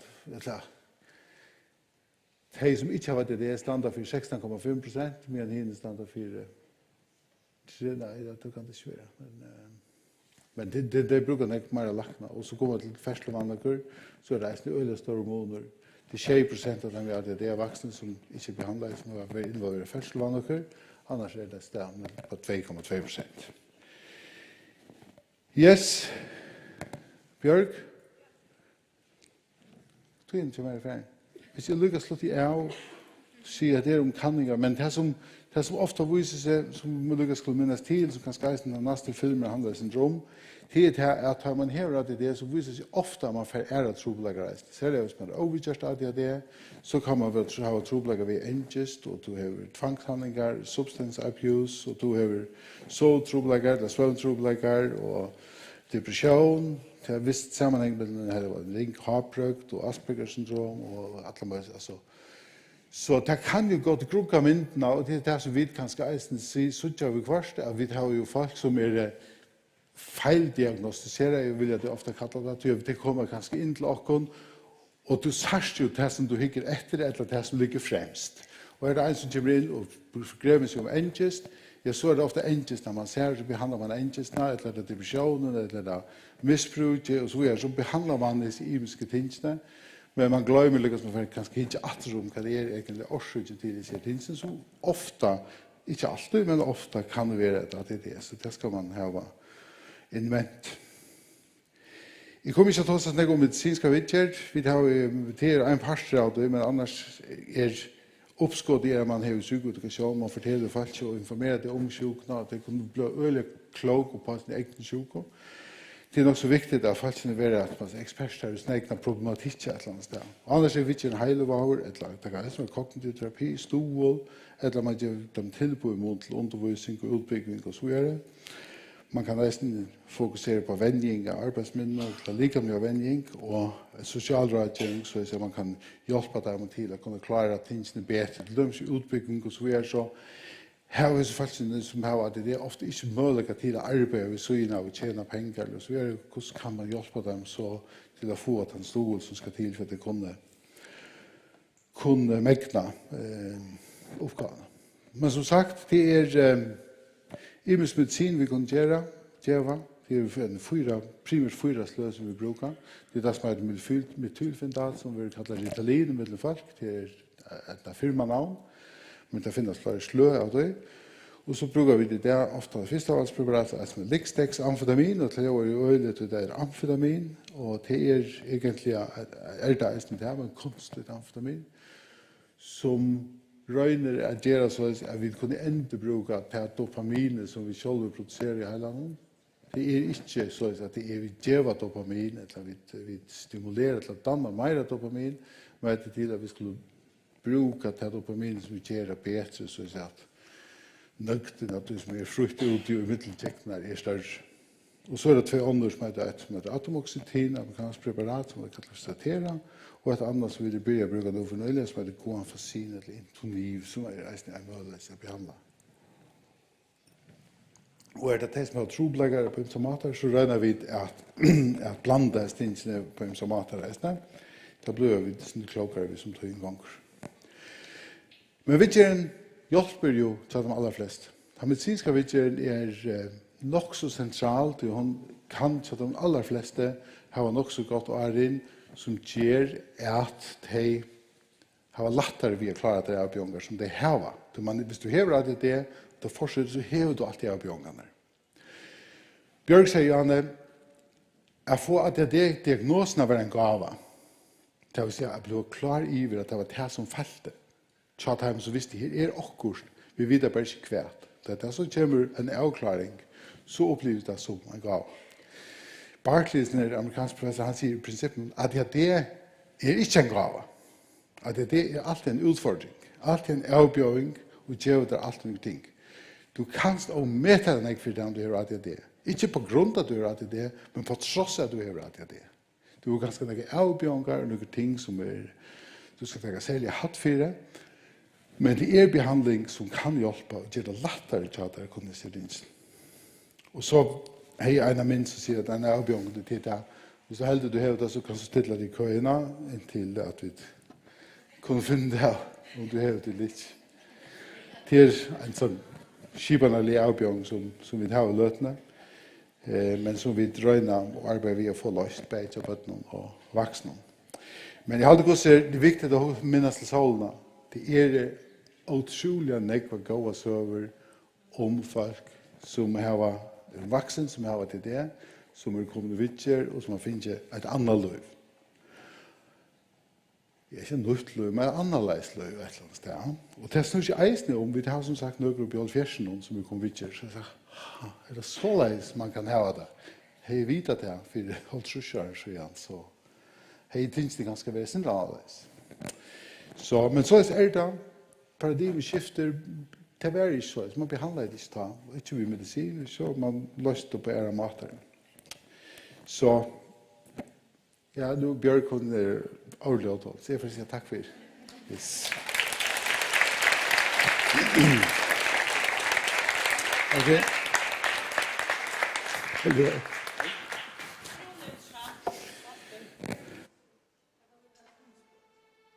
Jeg finnes vittje for tunglende i flere år, og da jeg falt i at jeg hjelpte, så kom jeg en av grad. Jeg finnes vittje for tunglende i flere år, og da jeg falt i at jeg hjelpte, så kom jeg en av grad inn av netten kvinner som hadde finnet stedfest at de hadde som eldre, og her så det passar ju väl på mitt liv. Här läste man att här då typiskt finns ju böt som tannåringar. Här hade börja flöjver på utbyggingar och sådana jocken först. Och här hade finns ju vitche för tungklinte. Det gör det så att jag får att be om att bli utgröna. Ja, det gick några månader till jag fick jag stäffest att jag hade. Som 4 år gammel, og fikk så gjerne høyleva og salarfrøy, ja, vitje.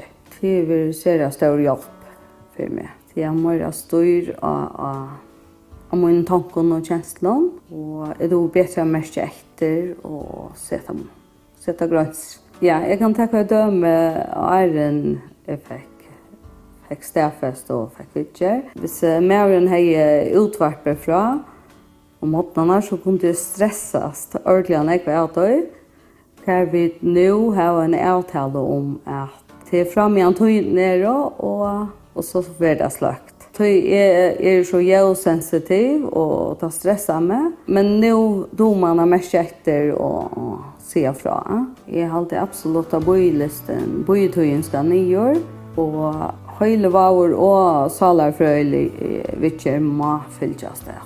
Jeg har jo selv falt hvordan vi alt har hjelper.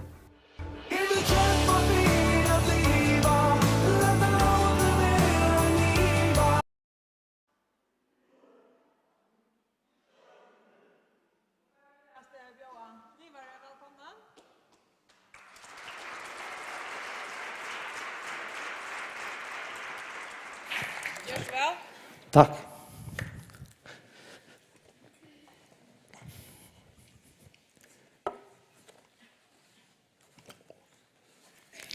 Måtte ikke hoppe til, nei.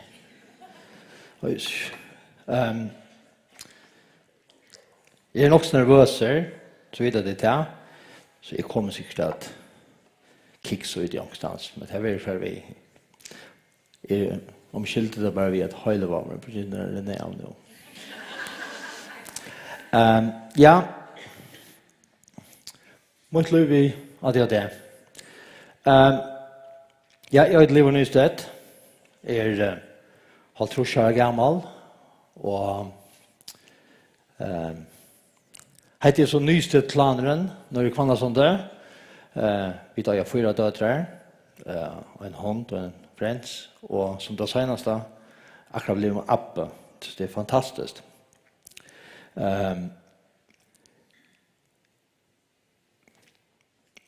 Mitt arbeidsliv, hva jeg har gjort, er sjåmaver. Jeg har arbeidet sender bytjevinnene, og i det så har jeg og Svanna en lille fyrtøke selv, som heter Livart, og jeg må ha henne vi her til at jeg finner ikke til at land, vi på pøyren svaret, så og det er hun donar litt til, så det rikker ordentlig vel tjokken vi tog i. Så det så vi stått om mot løv. Jeg kan lykke nevne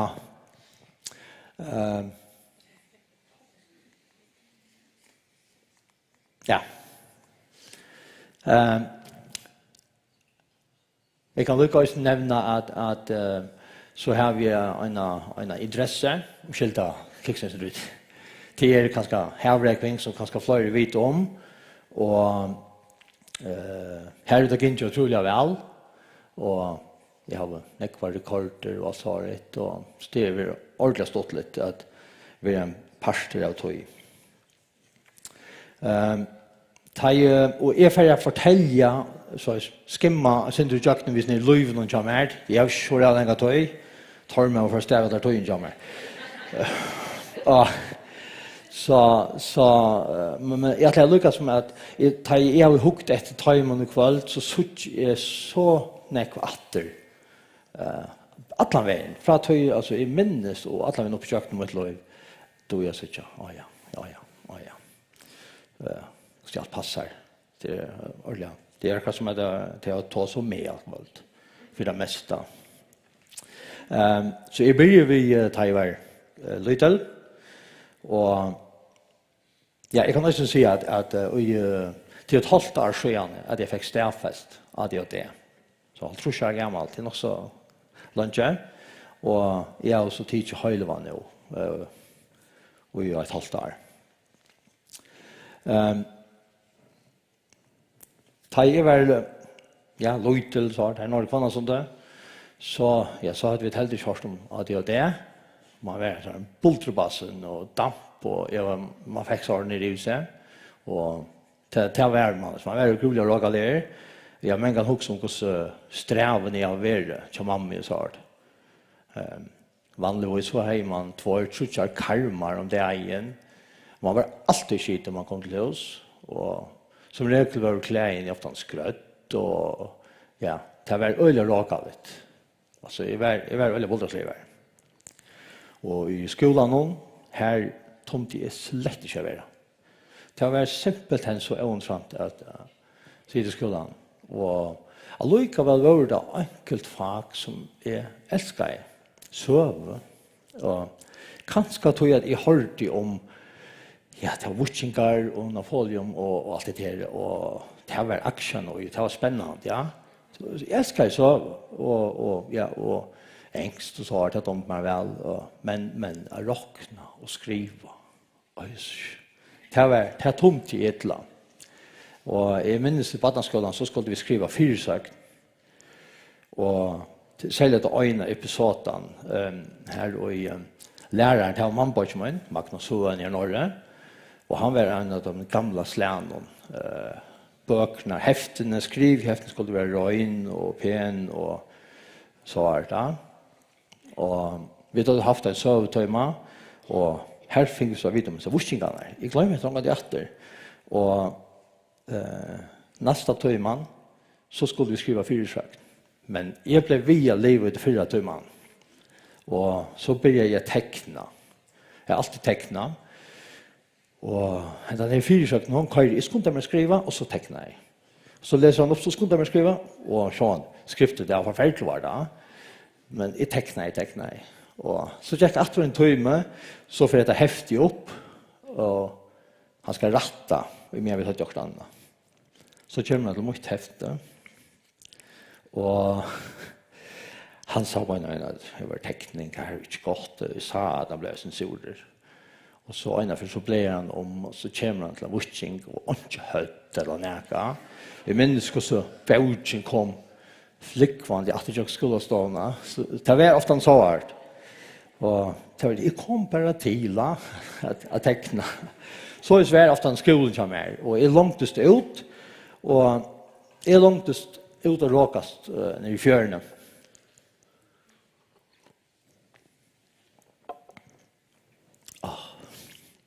Ja, jeg simpelthen, jeg trøst ikke vel skolen, jeg tomte ikke være.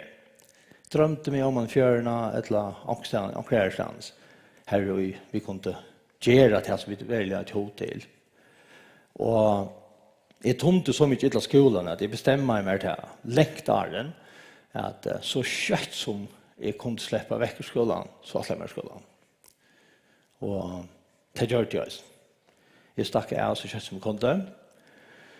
Og så følte chips. Og jeg vil sjå meg over den største parten av min arbeidsliv. Fiskar nekvann så større tosker. Jeg tror som mindre var det som eldre. Men det var mot liv og i nekvar, og jeg elsker det. Det var det passer jo vel til min rutiner, arbeid i 6 timer, fri i 6 timer, skulle äta till klockslette och det blev ordentligt gott. Men det var ordentligt väl. Det var jävligt hårt arbete ofta, men jag älskar det. Jag var tjommar. Det var otroligt. Och så började man att förtjäna några pengar. Man blev en äldre, 16 år här och och förtjänte skuld fullt av pengar. Så när man var hemma så ja. Så blev det ballar så vi med mannen. Og så var det tog ordentlig iver tjåken. Det kunne ikke se om det var mykdager eller leierdager. Altså, hvis vi var balla, så gjør vi det. Og så sylte vi det atter. Arbeid i hardt, høymatter, og så atter. At ballast og høygokken hadde og skrek. Og dette lå kort så. Jeg har lenge tøy. Og så møtte jeg en agente. Og jeg ble pape, akkurat filter, 19 år. Jeg få det åren i filter. Jeg ble gifter som 20 år gammel. Jeg ble skilter som 21 år gammel. Så det var ikke noe suksess, dette forholdet. Men vi fikk så en døylig døtter, det gjør du vet. Så det er jo ikke så glad over. Men att det man ständigt bara nickar där man ser vad det hinner och tar som till vi att det. Så jag passar också väl till andra statistiken allt det. Hetta forhold det blev så liot. Och så var man läser atter och så kallade det vi fotlar för atter att cykla och jag lov kallade vi faktiskt 120 km svart alla som då innan. Och så mötte jag Svanne Sinde Sætne och det brøtte mot lov men jag började vi så var det en eller knorsligt och starkt och Jakob Avnøysne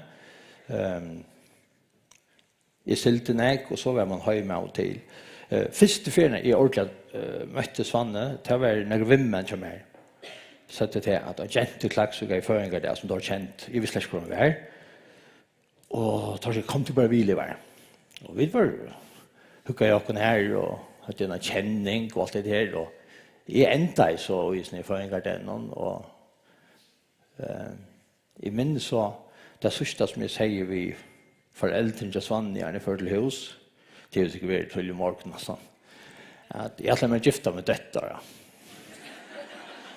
och jag säger det har vi grin ofta när jag tror snö och tej grin bara alltså jag själv om det just det ja fan där mannen ut jag vet jag kom blev jag en god där så långt så ja det var och vi har sult samman I 30 år och det har också varit upp och ner tror jag chocken snart snägga jag glömmer bli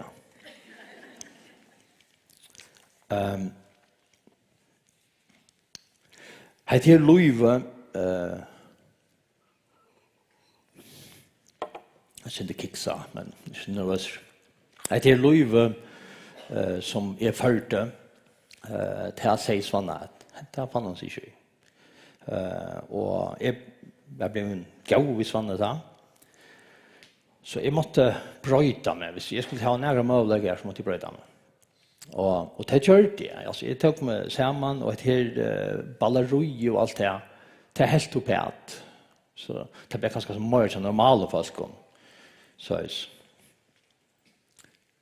jag vet inte normalt så jag men då var det att det var inte mycket kvalt och höstkvalt var det blev sin margil och ja men det är startväck att man var impulsiv och allt det där var startväck här alltså det och ja det var också harskt ofta kan jag ju mynda mig för alltså det runt om det här man ser att rata jag kan visa till en också stort element där och den är så ser gentarna vem oh my god pappa alltså vuxna människor som löper på en traktor mitt I kanna sånt och spelar borta när kan hit ju inte kan följas man ettla mitt I Afrika man löper på en sån vagn och människor över högt smått heter och I minst och tack kom ju lost på igen att det tog en push så la svinka jag runt och äslen höjra där och det blev bänken och det färdas där och jag inte styra vi jag ser på det och det äslen färd vi fotlar färdas där och jag sitter på och det blir aldrig ro på och typ bättre så var betankar där så det stäcka av läntan och här så vi så var inte kvar vid att jänta så det var next så var det ja som man kan gruna efter till hotelljan server och gott fortalt om det I flera veckor faktiskt och när oss ner tänken som jag har gjort vi har varit också impulsiv faktiskt har haft också så stora konsekvenser just nu vi att vi är Svanne det livet samman ta och I också lunch och såna blev nu på vägen skulle jag ha bad och så tänkte jag och Ela västan för förra och hur bad jag så tänkte jag det knappt igen att bort köpte en hus Och så får vi bara upp bränna och så ringde ju banken och säger vet du att jag visste ju vad en gammal hus som akkurat lär sälja och jag lär köpa det. Jag skulle köra hukt detta med näka. Och det gör det att han svanna visste jag av. Och det var inte gott alltså. Husen var ordentligt vanliga och ja, vi gör det i stand och så där, men det var alltså en rovin vi köpte. Och vi flyttade in där och så tänkte vi smöja som så kvart.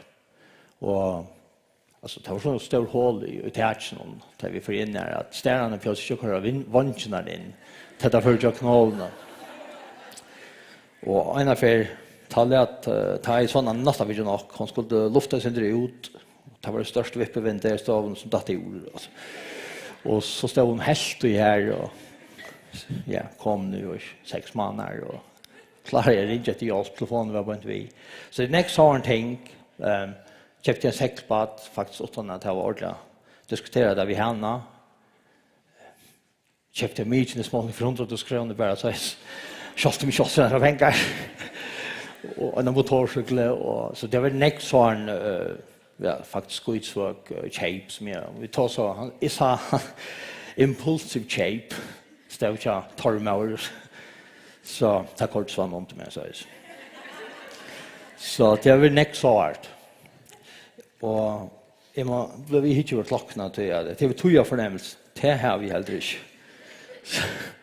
it's not too bad lynch nej fall är det så att jag har ofta gångt vi 100 ting sen att så ska det le en gär utanför och så tar jag just här några dagar längre skär nej till terrasserna så får jag terrasserna och så gör det några dagar så får man locka så det stannar sån snöklar allstans och det är förfärligt sträva att man är så oorganiserad faktiskt att när man gör stocken och toys så blir det så där sånt om man gör också mer som är spännande ja.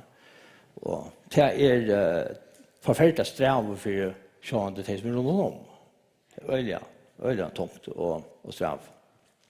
Är det ösning öliga glömsker. Glömmer avtaler och sort och jag kan nämna till dömes ösning att Svanna har också ringt till mig att ja, jag kan också nämna alltså några ting som alltså konsekvenserna som att man köper in i hus och så är det bara att han bara richna går så att man vet åt det och så det är öliga större konsekvenser och några är ting som är av verkligen särskilt med en familj som ja men jag har sagt av mig själv jag har inte att kräck från mig att han för att det för allt det bytta som jag har gjort med en löve men i då var så att det är ju för inte hjälpt på stövna. Det då ju så. Jag tror det var så inte det. Ja, är ju väldigt glanskräsna. Och i det måste se det. Såna säger jag vi måste sätta mig alarma telefonerna. För att det tar mig ofta en gärna. Vi ska alla kort som jag sätter alarma telefonerna. Och den här så är Svanna vi går in ett och jag att hon ringde för en FK och köpte mjölk och så kom jag in i FK så stod jag. Jag kunde inte ringt åter men det gjorde det inte. Jag köpte klor. Jag var inte kvar alltså helt skulle jag ha klora och så kom jag norr kan ha sånt vi hämtade inte klor. Och det är det var inte stått helt. Klor och kaffe. Nej. Ja. Och jag var ena för när har vi jag skulle få ett nytt eller fick ett nytt starv. Jag skulle till Havnar att skriva under en starvsavtal. Och det var bara det som skulle göra. Jag var kom nog ska vara toyshower så jag får lyckan i 2 gånger 3 till det var så jag eller en för det maling och sort som jag tog mig ordentligt väl. Och jag köpte en homtansrik och så för jag in i en annan handel som säljer svaret. Jag hade varit en 2-3 handel så. Och jag glömde allt om starvsavtalarna. Så kom vi några efter så spyr såna med, ja, nu kan sätta det i kontoret någon. Så ja, det låter bara väl att. Och så sa han då, du glömde då. Ja, och så måste jag sora slauna. Jag skrev ont. Och det blev så rävliga sträv. Alltså, öjna för tvärför, ja, finansliga, men det här händer omater. Så blev det sträv. Det blev öliga sträv blev det. Jag har ösna otroliga ringt vi att hoshavna med om faktiskt sådana lite uppgifter som skiljer alltså ankterna har ju sådana beställt från IKEA, skap eller så. Det släpper process långt. Nu ska det höra sammansätta det jämmer. Och jag minns att börja vet jag skulle se dock skärman. Jag minns att nu har vi en så teckningar av en skap ja och det var simpelt så enkelt och simpelt och tvärst. Men jag fann inte det. Och det blev bara frustrationer och gräng. Så ändrade det sådana det gav och sätta det skap samman. Men och i munnen hette så det var ju så att det väl är att det är en teckning och så ska teckningen se ut. Fjörsmar. Och showmannen där ringde till mig och spurte mig om jag kunde göra lite showrunnership till bötterna. Att cykla vi. Så ja, inte problem. Så säger sådana med, hur ska du göra det? Så säger så tecknar jag tog på papper och så brukte jag 15 sekunder ska så just så ut. Och så gör jag det. Och det näck mer invecklat än ett IKEA-skap.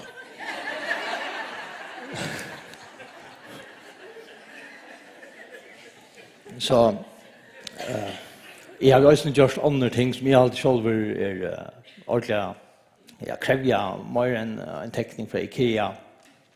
Att vi skickar skip och sen kör man av dagen och tar gör en jävla dekoration så ska det vara en ordentlig jävla dekoration.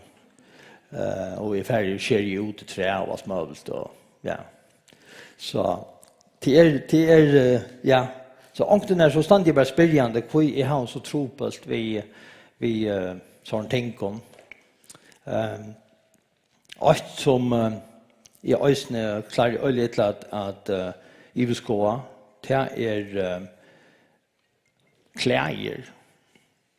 Att köpa kläder, jag kom in i en handel och så 20 par av kabelboxen så får jag ut att alltså jag klarar inte att Iveskoa till ölleringt och som regel så köper sådana kläder på mig. Hvis ikke passer buksen først ferien så misser jeg meg ut til at jeg er så færre for meg. Og i fjør, eller var det 4 år, så fikk jeg en jakka i Ålagave.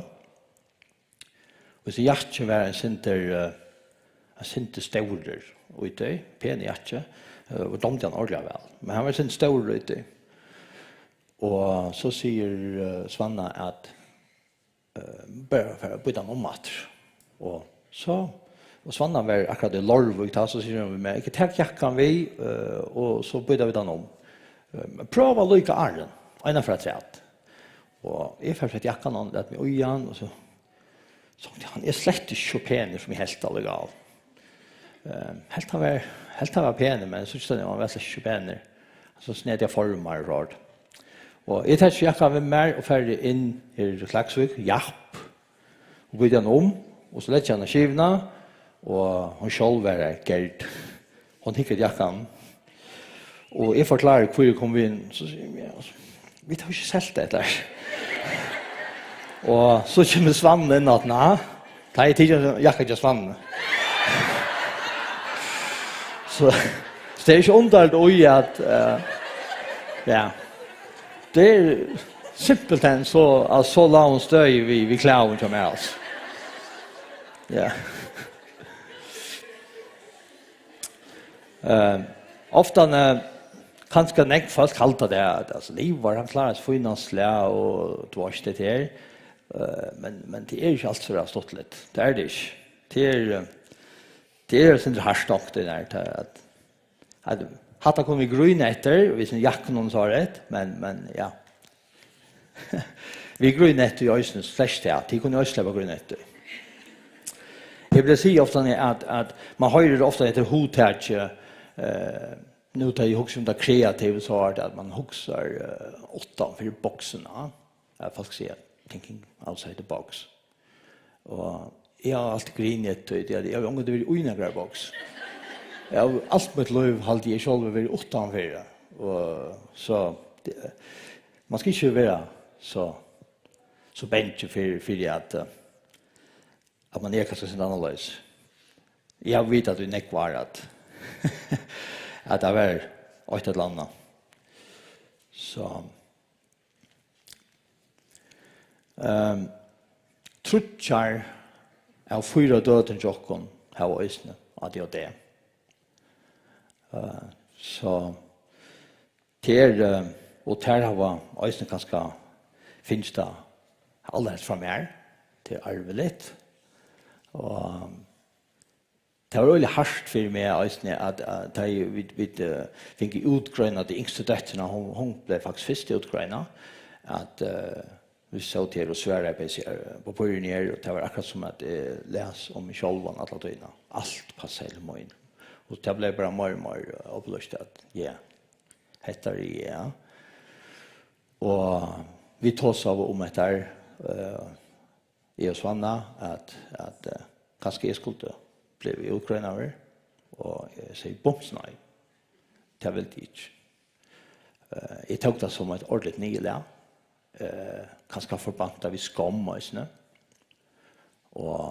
utrolig kjetter om at jeg kanskje var at mine døtre skulle kanskje leva et noenlunde liv som jeg i livet eller så til at det var jeg som jeg arvet til fra meg så innast inne vet man vel av at det kan man ikke gjøre vi men man kan ikke lade være vi hoksa tanken det veldig kjelt. Det da.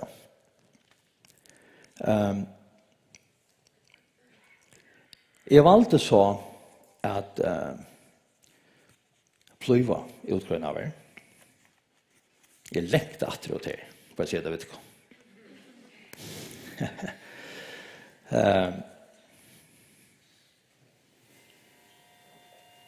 Ja.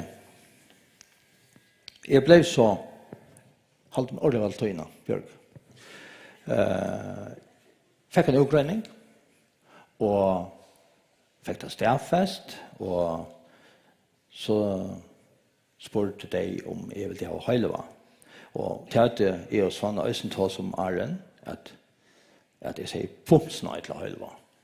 Så at man hørt om sånne jeg søver fra feltet som bare altså, møter gøtene som faktisk ikke vita en skit om etter, men man tete hørt fra omkron at hettar og hattar. Og jeg var det benskjøret at jeg får bare bli en zombie, sett noe sånt og så da. Nästa.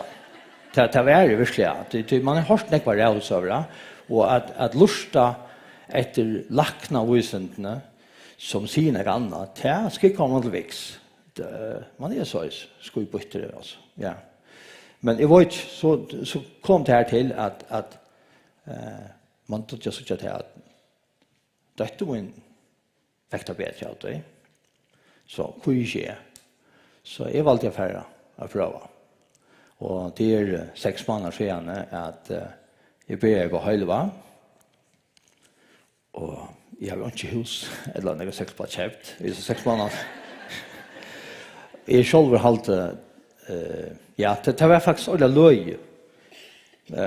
Jeg begynte å ta til medisine, hele veien, og jeg bøyer etter akkurat sånne reaksjoner for kjente. De får bli ytla 4 svarta turer, og så har man åkt i høyre om. Men kjent. Helt det. Jeg følte faktisk ikke. Så jeg tar helt det virker jeg slett ikke. Men det som var rundt om så til at det virker jeg gjør det vel. Og jeg tror jeg gjør det vel også ikke da, at det rikker. Og det ordentlig godt for meg. Og jeg er utrolig glad for at jeg valgte at jeg begynte på høyleva. Och som jag var bench för det till att missa min kreativitet till nu lever av att måla. Och kvart nu är ju miste hon för det. Vad ska så göra? Och jag kan bara säga att jag har ångkant att måla mer än akkurat det samma. Och jag halte det med tiden, jag är mer kreativ. Nej, jag vet inte. Jag kunde själv för att döma om nästa film så jag målning som är. Jag har framsynning 22. Och Ribberhus. Reklama. Nej, det går ordentligt väl och är ordentligt arbetssammer och är du väl så att nu hade jag mer fullt i huskåten stadigväck. Men jag hade det då började att fiska det gå i huskåten ut och fullföra det. Det är då jag så att nu. Det är så inte så att jag sitter några kvanna som en zombie. Slett inte. Att som man är riktigt att fortälja fältje hur det där man nu är så här 6 månader där man hickar så att beskriva det vi år. Men man kan nästan se att man är inte i en sån här mjörska neckfarransar så knappt så lyfter tåkarna och man ser sig långre och det är nästan så ett lag som allt sitt liv har gått runt sjönväker och så färna när briller på och ser att det är hus in med en sånt del och så det är nästan han till följelse av allt det så det är otroligt gott för mig till alla skönast så var jag visst en bulle där på detta sitter på det och det är fantastiskt alltså jag är ordentligt glad för livet och ja så jag gläder mig att släppa att jag vet jag gläder mig till att släppa råkas för henne till jag blir sån äldre när i atelieren. Hatta var min söva och jag vill att det finns synd på sig så jag säger tack för det.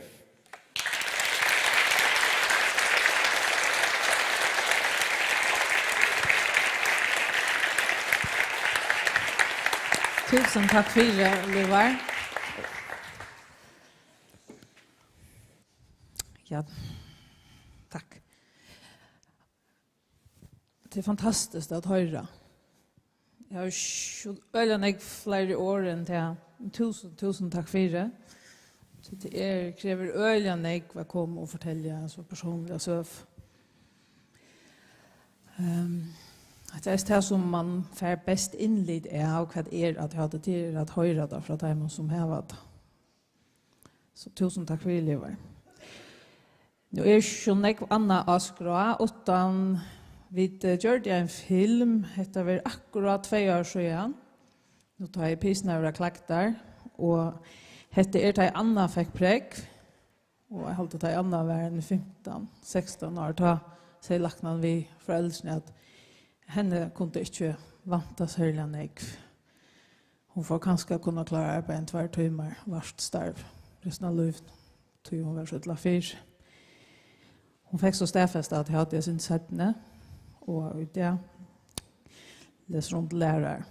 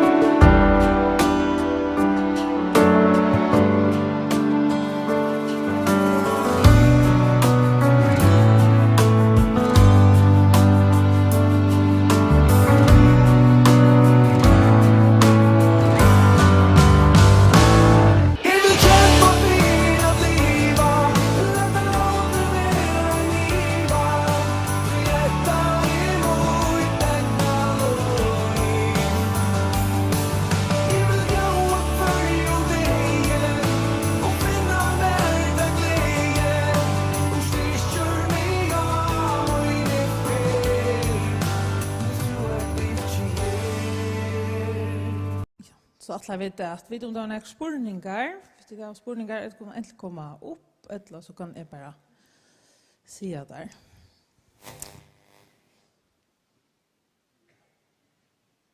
Det här är sagt så när gott och kväll. Skulle lukka presentera sig klockan till de som inte känner henne. Det är en timer. Öliga genialt. Det är hjälper folk att hålla styra tøyen. Hon är öliga visuell. Så det är öliga gott att hämta om på klart. Ja, jag vill säga tack för det och tusen tack för det till som till tickon tror som hade framlöver här. Och lugga säga att vi lever av åkara limon. Så det blir till att melda sig som lim och hemma så är eller att skanna dessa här kodnaren. Det är alltså ja här. Så kör man in och åkara limaskip. Tusen tack för det.